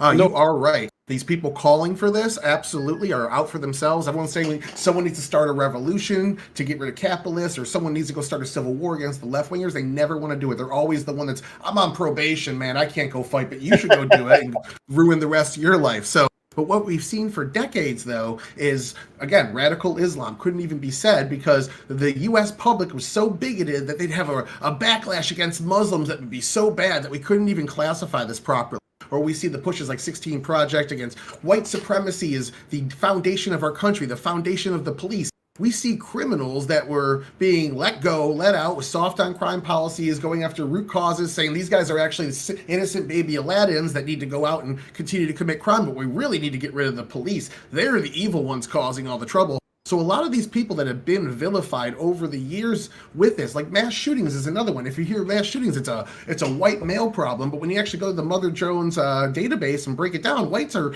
drastically underrepresented on that, and black and trans mass shooters are overrepresented. But again, like I'm not attacking those demographics. I'm just trying to dispel that this idea that it's always been the U.S. population that needs to be PC talked to because they're going to go off and hurt somebody, or they're going to be the ones that actually are violent, so we can't tell them the truth. I don't like that shit, and nobody else does, and that kind of ruins the trust in the government that I like. Right, So I'm going to let you go, then I want to get into that. Go ahead. Yeah, just a few people said a lot of interesting stuff, so I'm just going to drop a few comments that touch on a few different things. One of my favorite Thomas Sowell quotes is, "The kind of people who talk about the root causes of crime never talk about leniency." And, like there's a lot of root causes for crime, but one of them is not actually deterring it, not actually punishing it, because we know that the vast majority of crime is done by a tiny percentage of the population. So that's one point. Another point just about like executive agencies. I understand we live in a complex world, and at this point, these agencies do a ton of stuff. And like Department of Energy, like how do you replace that expertise? Like it is actually a really serious problem, and we rely on these agencies. So I'm not suggesting that you take a buzzsaw to them all overnight. I am suggesting, though, that there's a myth of neutral expertise. The myth is that you can have these agencies and that they'll just be experts and they'll do what they do, and there's no politics, there's no judgment calls. It's not a real thing. And that's why these agencies are in the executive branch, because the president is accountable to the people and bureaucrats are not. So when you say we should have these agencies, you are also saying, and those agencies should follow the president's directives, because that's how it's going to work. And if you're not comfortable with it being the president who's dictating what the agency policies are, then that's a tool that needs to get put away. So maybe nuclear energy, Dylan, is a thing that we should keep. Maybe Department of Energy is a good one. Maybe the FCC is outdated. It's not a one-size-fits-all thing, but we have to just be aware of who we're giving power to when we give this power. Well, let's talk about that. That's a good segue into another portion of this convo I wanted to have, which is policy. I know people on the right, as a right leaner myself, have been saying that it's Democrat-led policy, not just rhetoric. Rhetoric, we've all seemed to agree it's rhetoric on both sides that's gotten heated, and that's led to some deplorable situations. However, what about policy? I've seen people on the right claiming, specifically with this Ernia situation, that it's leading to more death and it's leading to more crime. I can point to things like the $1,100 rule in California in some cities. We could look at this DEI problem we have here with Ernia. I'm sure I'm butchering her name, but et cetera, et cetera. Do we think that it is left-leaning policy that's causing most of these issues? I guess we lost Wick. We'll get him back, I'm sure. He froze up. Thoughts? Oh, yeah, I'll move. Not most, but definitely contributing. I have 3 pages in this document about all these smart on crime policies that Kamala Harris wrote a book on that 35 cities have been trying to pass. I have exact names of the DAs and the people in power that have been doing these, as well as the exact policies. Absolutely. This is a massive leniency, refusing to prosecute low-level crimes, decriminalizing a lot of crimes, lowering major crimes down to low-level crimes. We're saying crime is dropping. No, we're policing it less. And if you look at victimization data versus arrest data, arrests are way down. Victimization data is the highest it's been since 2012. So and this is unreported crimes as well. We're seeing a ton of crime that's not getting reported anymore. We're seeing wait times go drastically up. We're seeing cities with 40% less police officers after they defunded and then refunded them. It's absolutely policy, and it's also the cultural move, calling police inherently racist because the first police whatever in the United States was to catch slaves, which was legal at the time. So yes, but police predates the United States. The UK, who we borrowed our entire the Blackstonian legal system from, also had police forces before the United States existed. So these tropes that are being used to excuse away violence in inner cities and violence against police, it's always been to vilify, and it's absolutely causing more crime. It's just not responsible for the majority. Wick is having technical difficulties, apparently. You know what? Then I'll take a swing. So I'll be since Wick's gone, I have to go harder. Yeah. I think Trump is going to end up increasing crime through how he's engaging with law enforcement and the general public, especially in communities that don't support him. I'm in Maryland. I'm right outside of D.C. D.C. locals don't like the troop deployment. He talks about the moderate decrease in crime that has been in the short-term period since he's deployed the troops. Many people, me included, are very skeptical about how long that's going to be sustained, the constitutionality of sustaining that, being able to work with like local leaders, and how repeatable this is in major cities, as he talks about why it's called the Department of War and we're bringing it over to the Windy City. How he discusses this sounds like a very us versus them. We're going to war with this city. We're going to war with that city. We're going to go in there and we're going to get on the ground when these cities don't want him. And there's a question of whether or not the governor needs to approve it.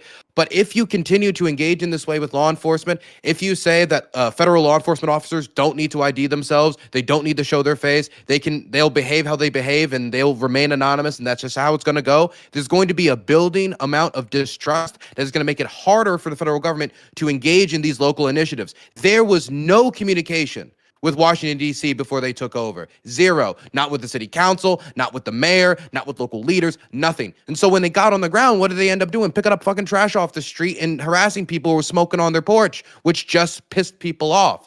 And so, yeah, there's a problem with crime. There's been a problem with crime in this country for quite a bit. There's a problem with crime. I don't see how Trump's approach of this federal down like hammer approach with soldiers who aren't trained in policing is going to do anything. If you believed that the problem was defunding the police, then you fund police, not military patrols. And what did Tim Walz say? Tanks next to Chipotle's. It's not.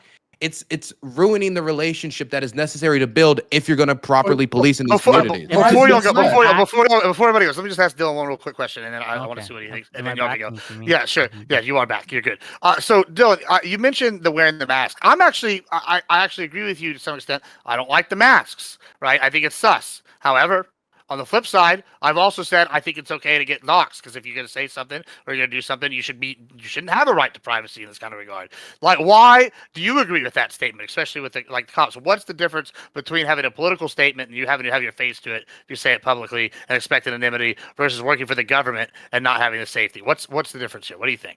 I think when you're working for the government and you have legal power over your neighbors, that there needs to be as much transparency as physically possible. If somebody has the power to either shoot me, put me in the back of a car, disappear me, or put me on trial, if all of these things exist, if the state has these powers over me, then the state has to be accountable to me. Not only in the judges, not only with the representatives, but even with the beat cop on the street. If you are a police officer, you're a servant of the community, and you should be a member of the community, and the community should build a good relationship with you. You can't build a relationship with somebody you don't know, federal agents that barge in the night, take people away, and all people see is masked men and kids screaming as their parents are getting dragged away. It's not building a relationship with locals, and it's why Trump's number one issue, immigration, has turned against him.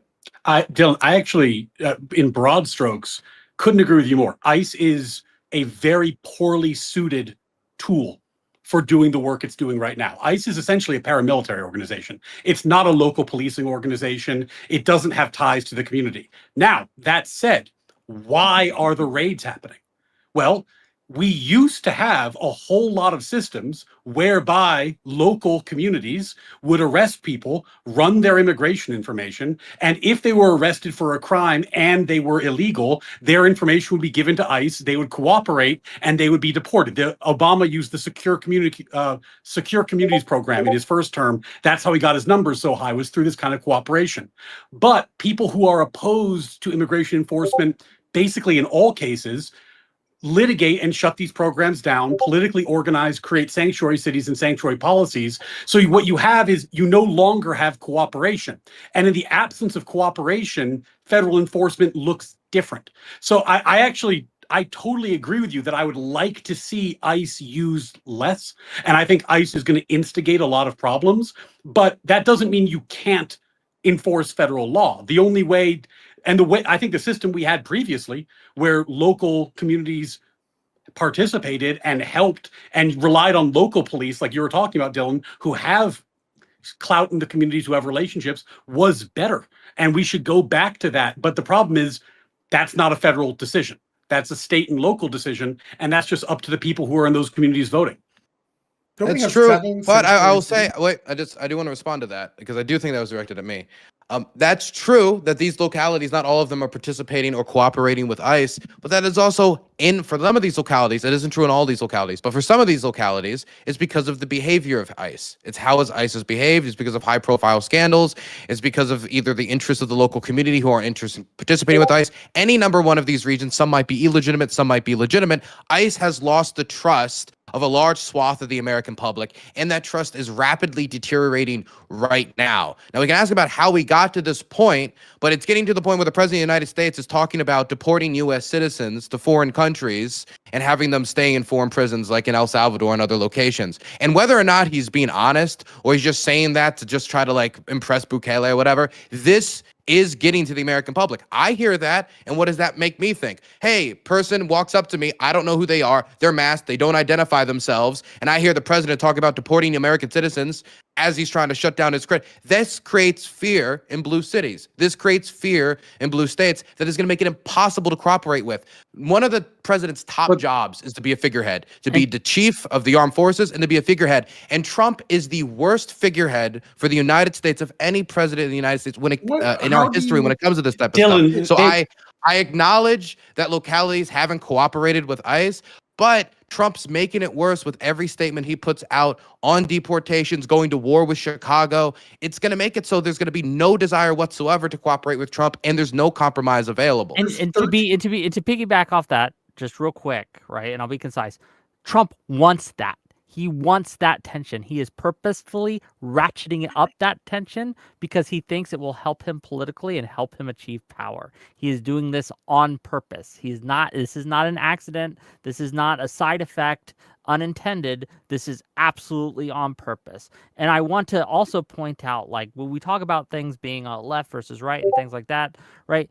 A lot of people see how the right has reacted, frankly, to people being snatched from their homes, thrown into foreign prisons, right, to CCOT, into Alligator Alcatraz, how people were going buying merch.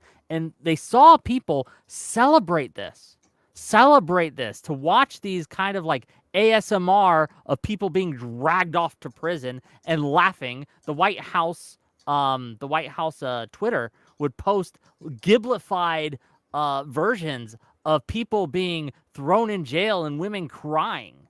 And how are we going to bring the country together, right?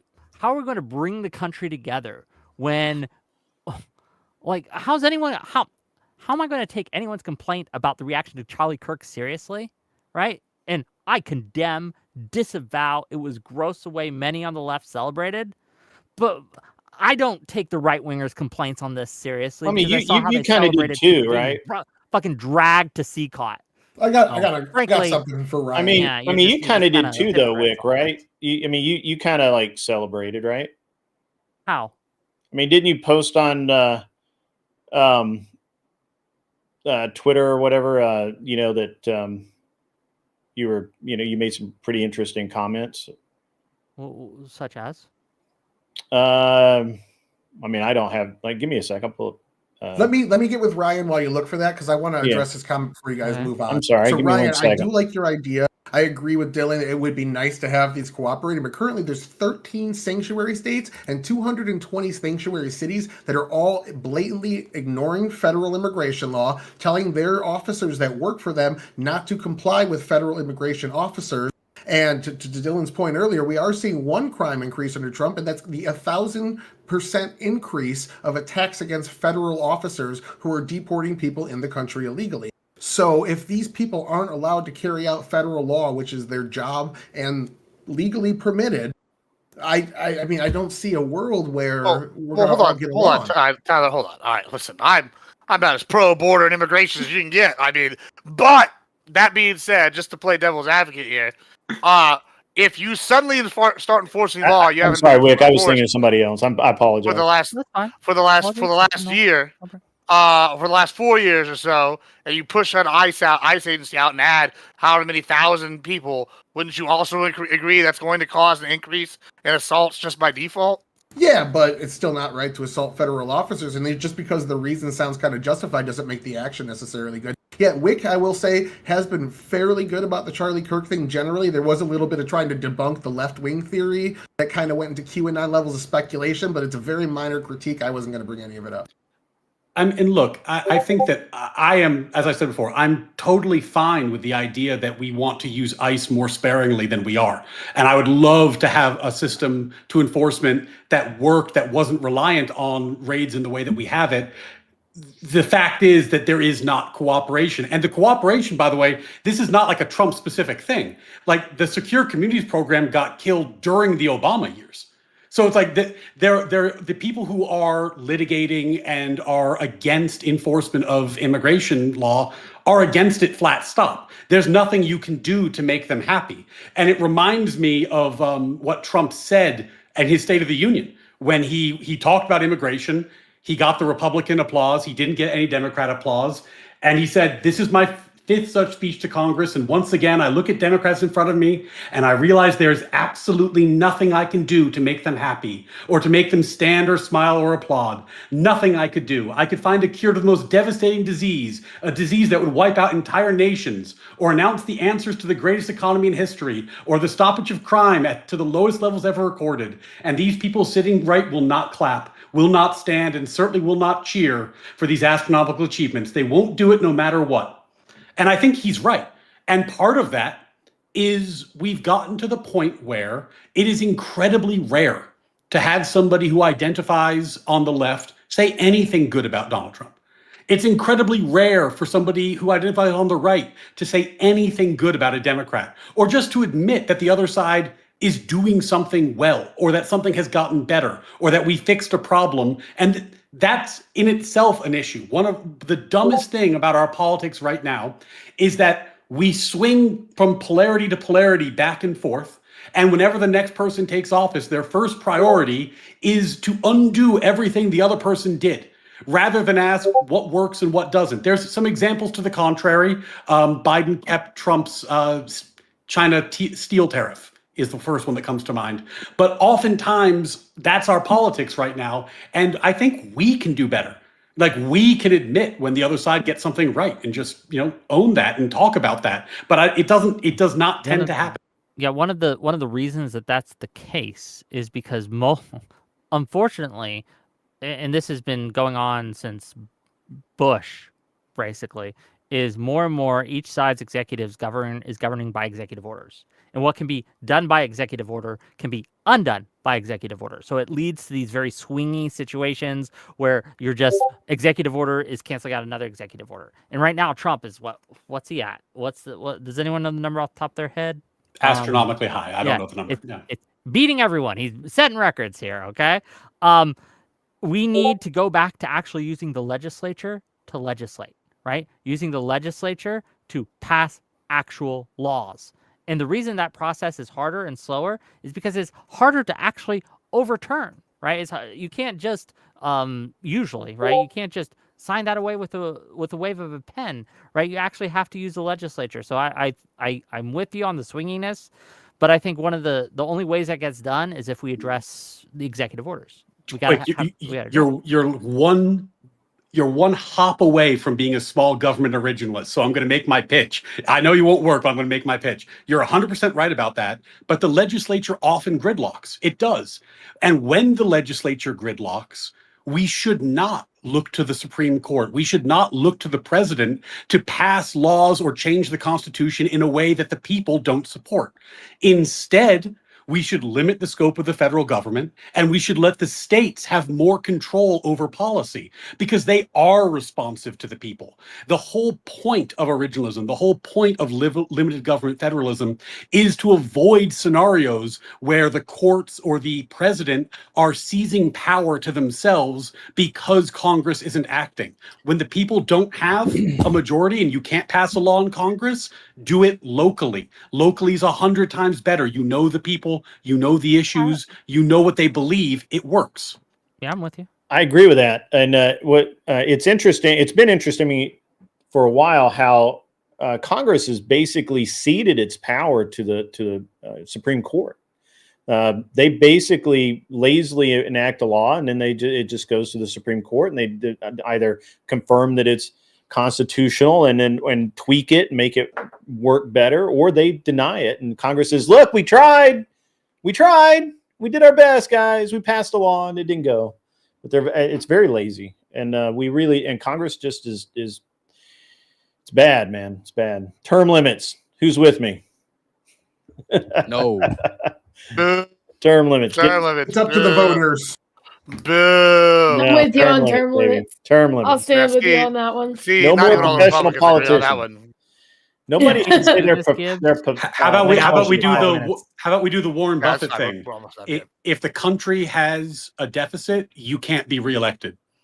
Ooh. I don't know about that. Well, There's very good That's- reasons to have a no. deficit. There are. There's There's very not good wrong reasons on to have a Well, deficit. I that mean, don't it looks want- like we're. hold on. Go ahead. That I don't want. If a deficit is needed, I don't want the politician to fear doing what is needed because there is some arbitrary rule that he can't be reelected if he goes into deficit. And there's I am memeing I a think bit. it was more of an I- obtuse point, like a larger, just kind of a joke. I do find this term limits Was he thing kind of interesting. Can I ask a question Yeah. to Tyler? I'm looking at this like victimization data you sent me. You were going off of those like 40%, 30% increases of the different crimes. I noticed that this ends at like 2023, and it is true that in 2023 that in cities like Baltimore and DC that there was a spike in crime, but it's also been heavily covered since this data of what you've sent me that in the last 2 years there's been a more than 50% decrease in violent crimes in city like DC, which Trump said was the impetus for his deployment of troops and why we couldn't even negotiate with the locals. We can't even ask DC what they want because we have to because it's a crisis, a national security crisis. So I don't see this justifying any recent government surges. Two things for that. One, the actual complete numbers of crimes don't actually come out till about a year and a half after the year ends, roughly a year after the year ends. A lot of it gets revised. A lot of these different precincts and don't report to the end of the year. So if you're looking at current year data, generally it's very incomplete. Secondly, for that, we also saw that DC was cooking their books to show less crime that was actually happening. Somebody got suspended and investigated for. So you think that the official numbers are just like bogus, that there hasn't been a decrease in the last 2 years? Just it could very well be. I don't know. It's just we have to see the revised. It's like looking at the initial jobs numbers. It's kind of a good indicator, but they could be completely revised and will look absolutely different a year later. Hold on. Well, I was going to wrap it up, but now I got to ask a question. Wait, so like, obviously, it's changed the numbers because I don't know about DC specifically, but we can look at San Diego and San Francisco where they have they put a policy in place where you're not going to arrest or you're not going to prosecute any crime under $1,000 or $1,100, I believe. And it's like, well, of course you're not going to have as much crime if you're not prosecuting those crimes. Just like in San Antonio and Austin and New Houston, York. where these are different. Where we That decrease shows up in victimization data. well, we decreased with marijuana possession from 4 ounces to 2 ounces, and like depending on the city, they don't prosecute those crimes anymore. Of course, crime is going to go down. Like you're not prosecuting a crime. Like All those offenses, though, show up in victimization data still, even if the cops don't get called. Like, let's say you're. Well, hold your on. No, they police wait don't. time No, tripled. they don't. They do. No, If they you don't. get- How if you does get how does a arrested marijuana as- how does marijuana say if I have Yeah, grams of so we're looking at marijuana? victim. That's a victimless one. All the victim crimes still show up in victimization data. That's so anybody that gets something stolen from them, even if the police don't go after them, it still shows up in the victimization. Sounds like we're playing with numbers to me. But all right, on that note, let's move to closings here. I know some people got to leave. I also have things going on. Let's start with you, Tyler. What are your closing thoughts here? This has been a much more cordial panel than I anticipated. I'm very impressed, guys. Good job. Round of applause. We managed to tone it down today. I'm very impressed. I thought this was going to be a screaming match, to be totally honest. And I took aspirin before I came on here, thinking that that's what's going to happen. But very good job, guys. I'm very proud of you. But go ahead, Tyler. Give us your things. Oh, so all the things I didn't get to say about everybody's intros, I DM'd them. Just so I thought they were fun arguments. Dylan, again, your point, yes, the problem was defunding the police, but as you said about firing workers in the government and then trying to rehire them after, imagine there was a 2-year gap instead of just a 2-day gap. Getting those officers back has been a massive, drastic disaster for a lot of cities. Again, I think it's in Minneapolis, it's 40% down in officers. And they also tried to abolish their police department. So I see you're right in your prescription, and I like a lot of Ryan's prescriptions, but I just feel like a little bit of a pie in the sky because we have federal law enforcement that's being pushed out by the states that are refusing to go after federal crimes. They're allowing them. The Biden administration, I think it was I might be wrong on this number, it was 1.4 million people with valid deportation orders. They just refused to deport and kept in the country, including Obrego Garcia, who had a valid deportation order in 2019 that fell off in 2022. So I would say that if the laws aren't getting enforced, imagine if it was slavery. Imagine if a state said we're a slavery sanctuary state and allowed it. You'd want the federal government to go in and make sure federal law was being adhered to. It's the same thing with people here illegally. Whether you want them to be or not, a path to amnesty is a conversation to have and everything. But until that's on the table, Trump has every right to send his ICE and to get these people out, even if they aren't that effective. All right. Thank you so much, Ryan. The country is incredibly big, and the country is incredibly divided, and people think very differently. I used to live in California. I've lived in the New York City area. I've driven, worked, lived across the country. I know people in different communities. There really are different perspectives. We have this beautiful federal system. This was the genius of our founders. And it's not, people talk about the Bill of Rights. That's nice. It was an afterthought. The genius is the structure of the Constitution. And the genius was the idea that people could have laboratories of experimentation. People could live very differently in different parts of the country. And that was okay, subject to the limited areas where the federal government had to nationalize, had to standardize, had to put in a national policy, trade, defense, immigration down the road. Like, these are things that we understand are national, but not everything is. And if we ask our system to become responsive to 350 million people coast to coast in different communities, it will not be able to. It can't do it. It's not what it was designed to do. And what you see is insane polarization as a result. The Supreme Court, almost no one that I talk to treats the Supreme Court like learned justices applying the law. They treat them like elected politicians. They want them to do their bidding and make the Constitution whatever they think it should be. Why? It's what Wick said. They're frustrated that the legislature's not passing laws, and they view the court as a solution.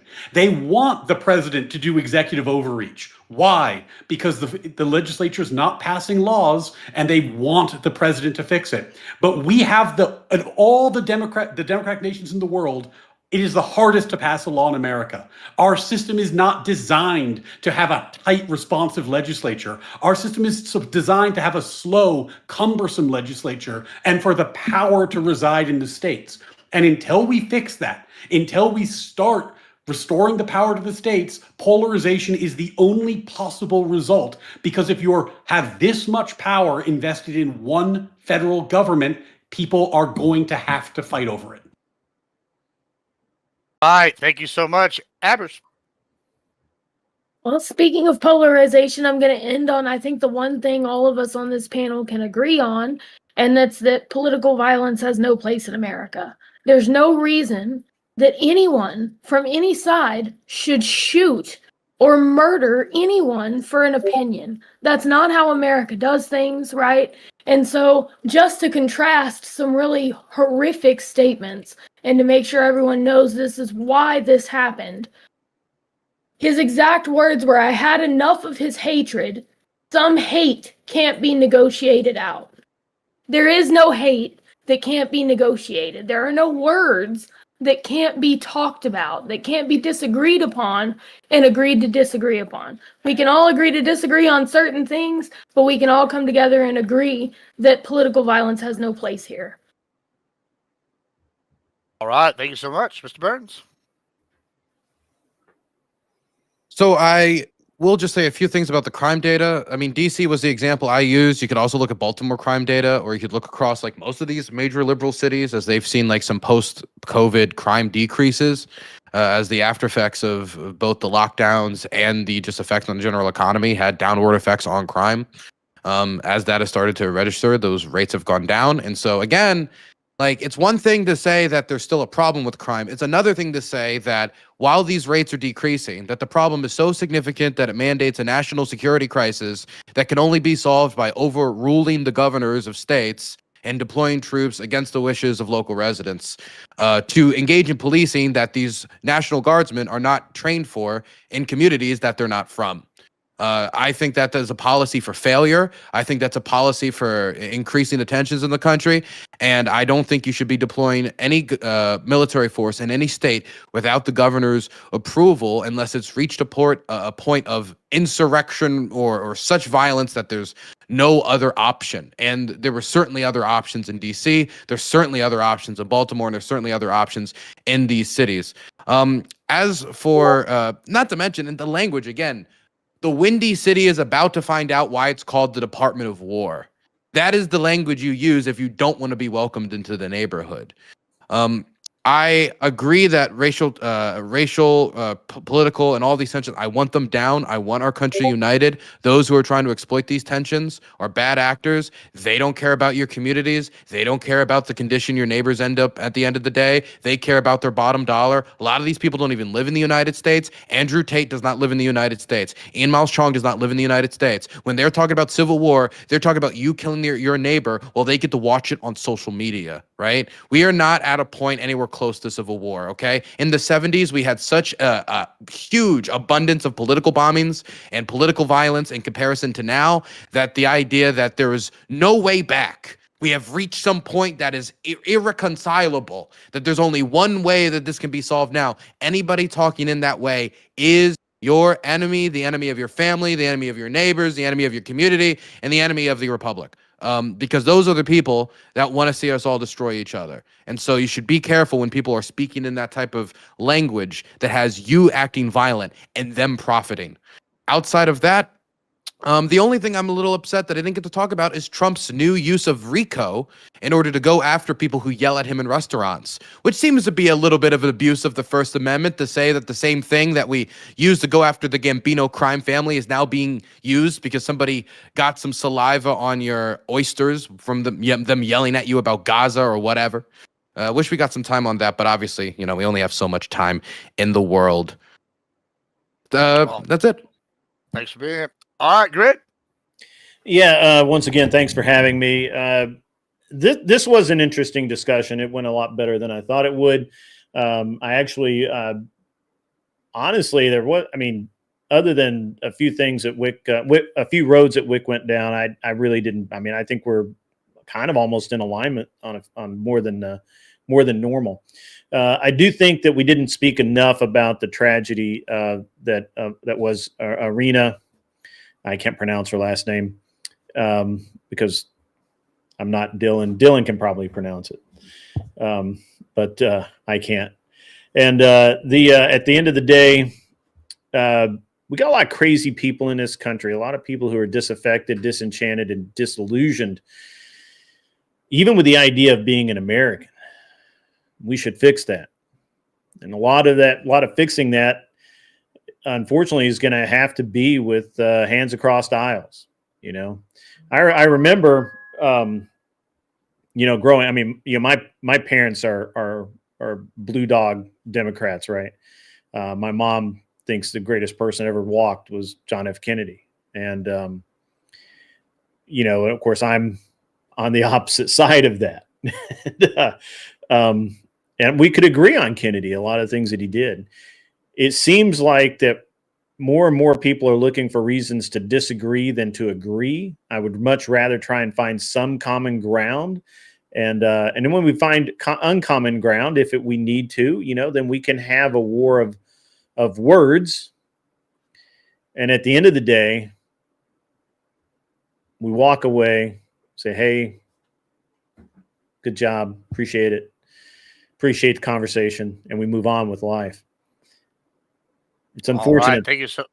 It's unfortunate that we can't do that currently. And now I'm done. Thank you. So yeah, your pause got me there. You got me. I know. You bamboozled me. All right, Wick. Last but not least. Okay, I'll be short but sweet. We are in a dangerous situation in America. Yes, it's been worse before, but that doesn't mean it's not bad now. I am afraid. I am afraid for the future of this country. There are bad actors, both outside the country and inside the country, that do want to see this accelerate, right, into destruction, okay, of our liberal order. And we should stand against that. Dylan was exactly right. Anyone who's calling for violence right now or an escalation in violence is your enemy. You guys don't want to see what war looks like, gang. It's not good. Okay, Dylan probably knows more than most of us, right? With that said, while yes, it is not helpful to play these political games where we say, well, the right's worse, the left's worse, the right's worse, the left's worse, we do have to acknowledge reality in certain cases, right? We do have to deal with the current problem. And it does no one any good to play, well, what about Biden? Or what about Obama? Or what about the Democrats? Doesn't help. Doesn't solve the problem that's happening right now.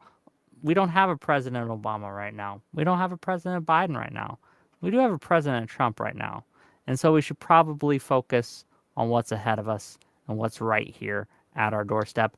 Gang, if you like what I had to say, or if you don't like what I had to say, you can find me at Wick TV on all platforms. Tomorrow, 8 p.m. Eastern, I'm having Drew Pavlo on to talk about a few problems I have with a few of his recent takes, if you will. So that should be fun. Tali will be there with us. And Gibbs, thank you for hosting. Oh, thank you for coming. I also have two quick announcements. I believe tomorrow, if it doesn't get moved again, and I don't decide to go out and see the women, I will be on Pentuple's comeback stream. Monday, we'll be on Tomatoes, debating something. It's going to be exciting, wild. And more importantly, I have decided I'm going to be doing quite a few live events now because we are Charlie Kirk now. And I think live events are important. And so the first one I think that we have scheduled is I'm going to be in Phoenix on October 2nd. I'm going to be one of the people debating Destiny. So we'll see. It's going to be exciting. We have several more live events coming up. Grid's got some events coming up here, a debate con, and other things. It's going to be good. I highly encourage everybody to get active no matter what side you're on. More talking is better than the alternative. So on that note, Tyler, did you have something you wanted to say before we get out of here? Grid's debate show tomorrow. Grid does a debate elimination panel on Friday nights. It's a lot of fun. They do. Awesome. People from all sides. Sometimes they do nerd topics only. I think we're going to do Nerd Wars round 3 tomorrow night. Yeah, I won 3-0 last time, so come try to beat my nerdiness. That sounds fun. It's a good fucking time.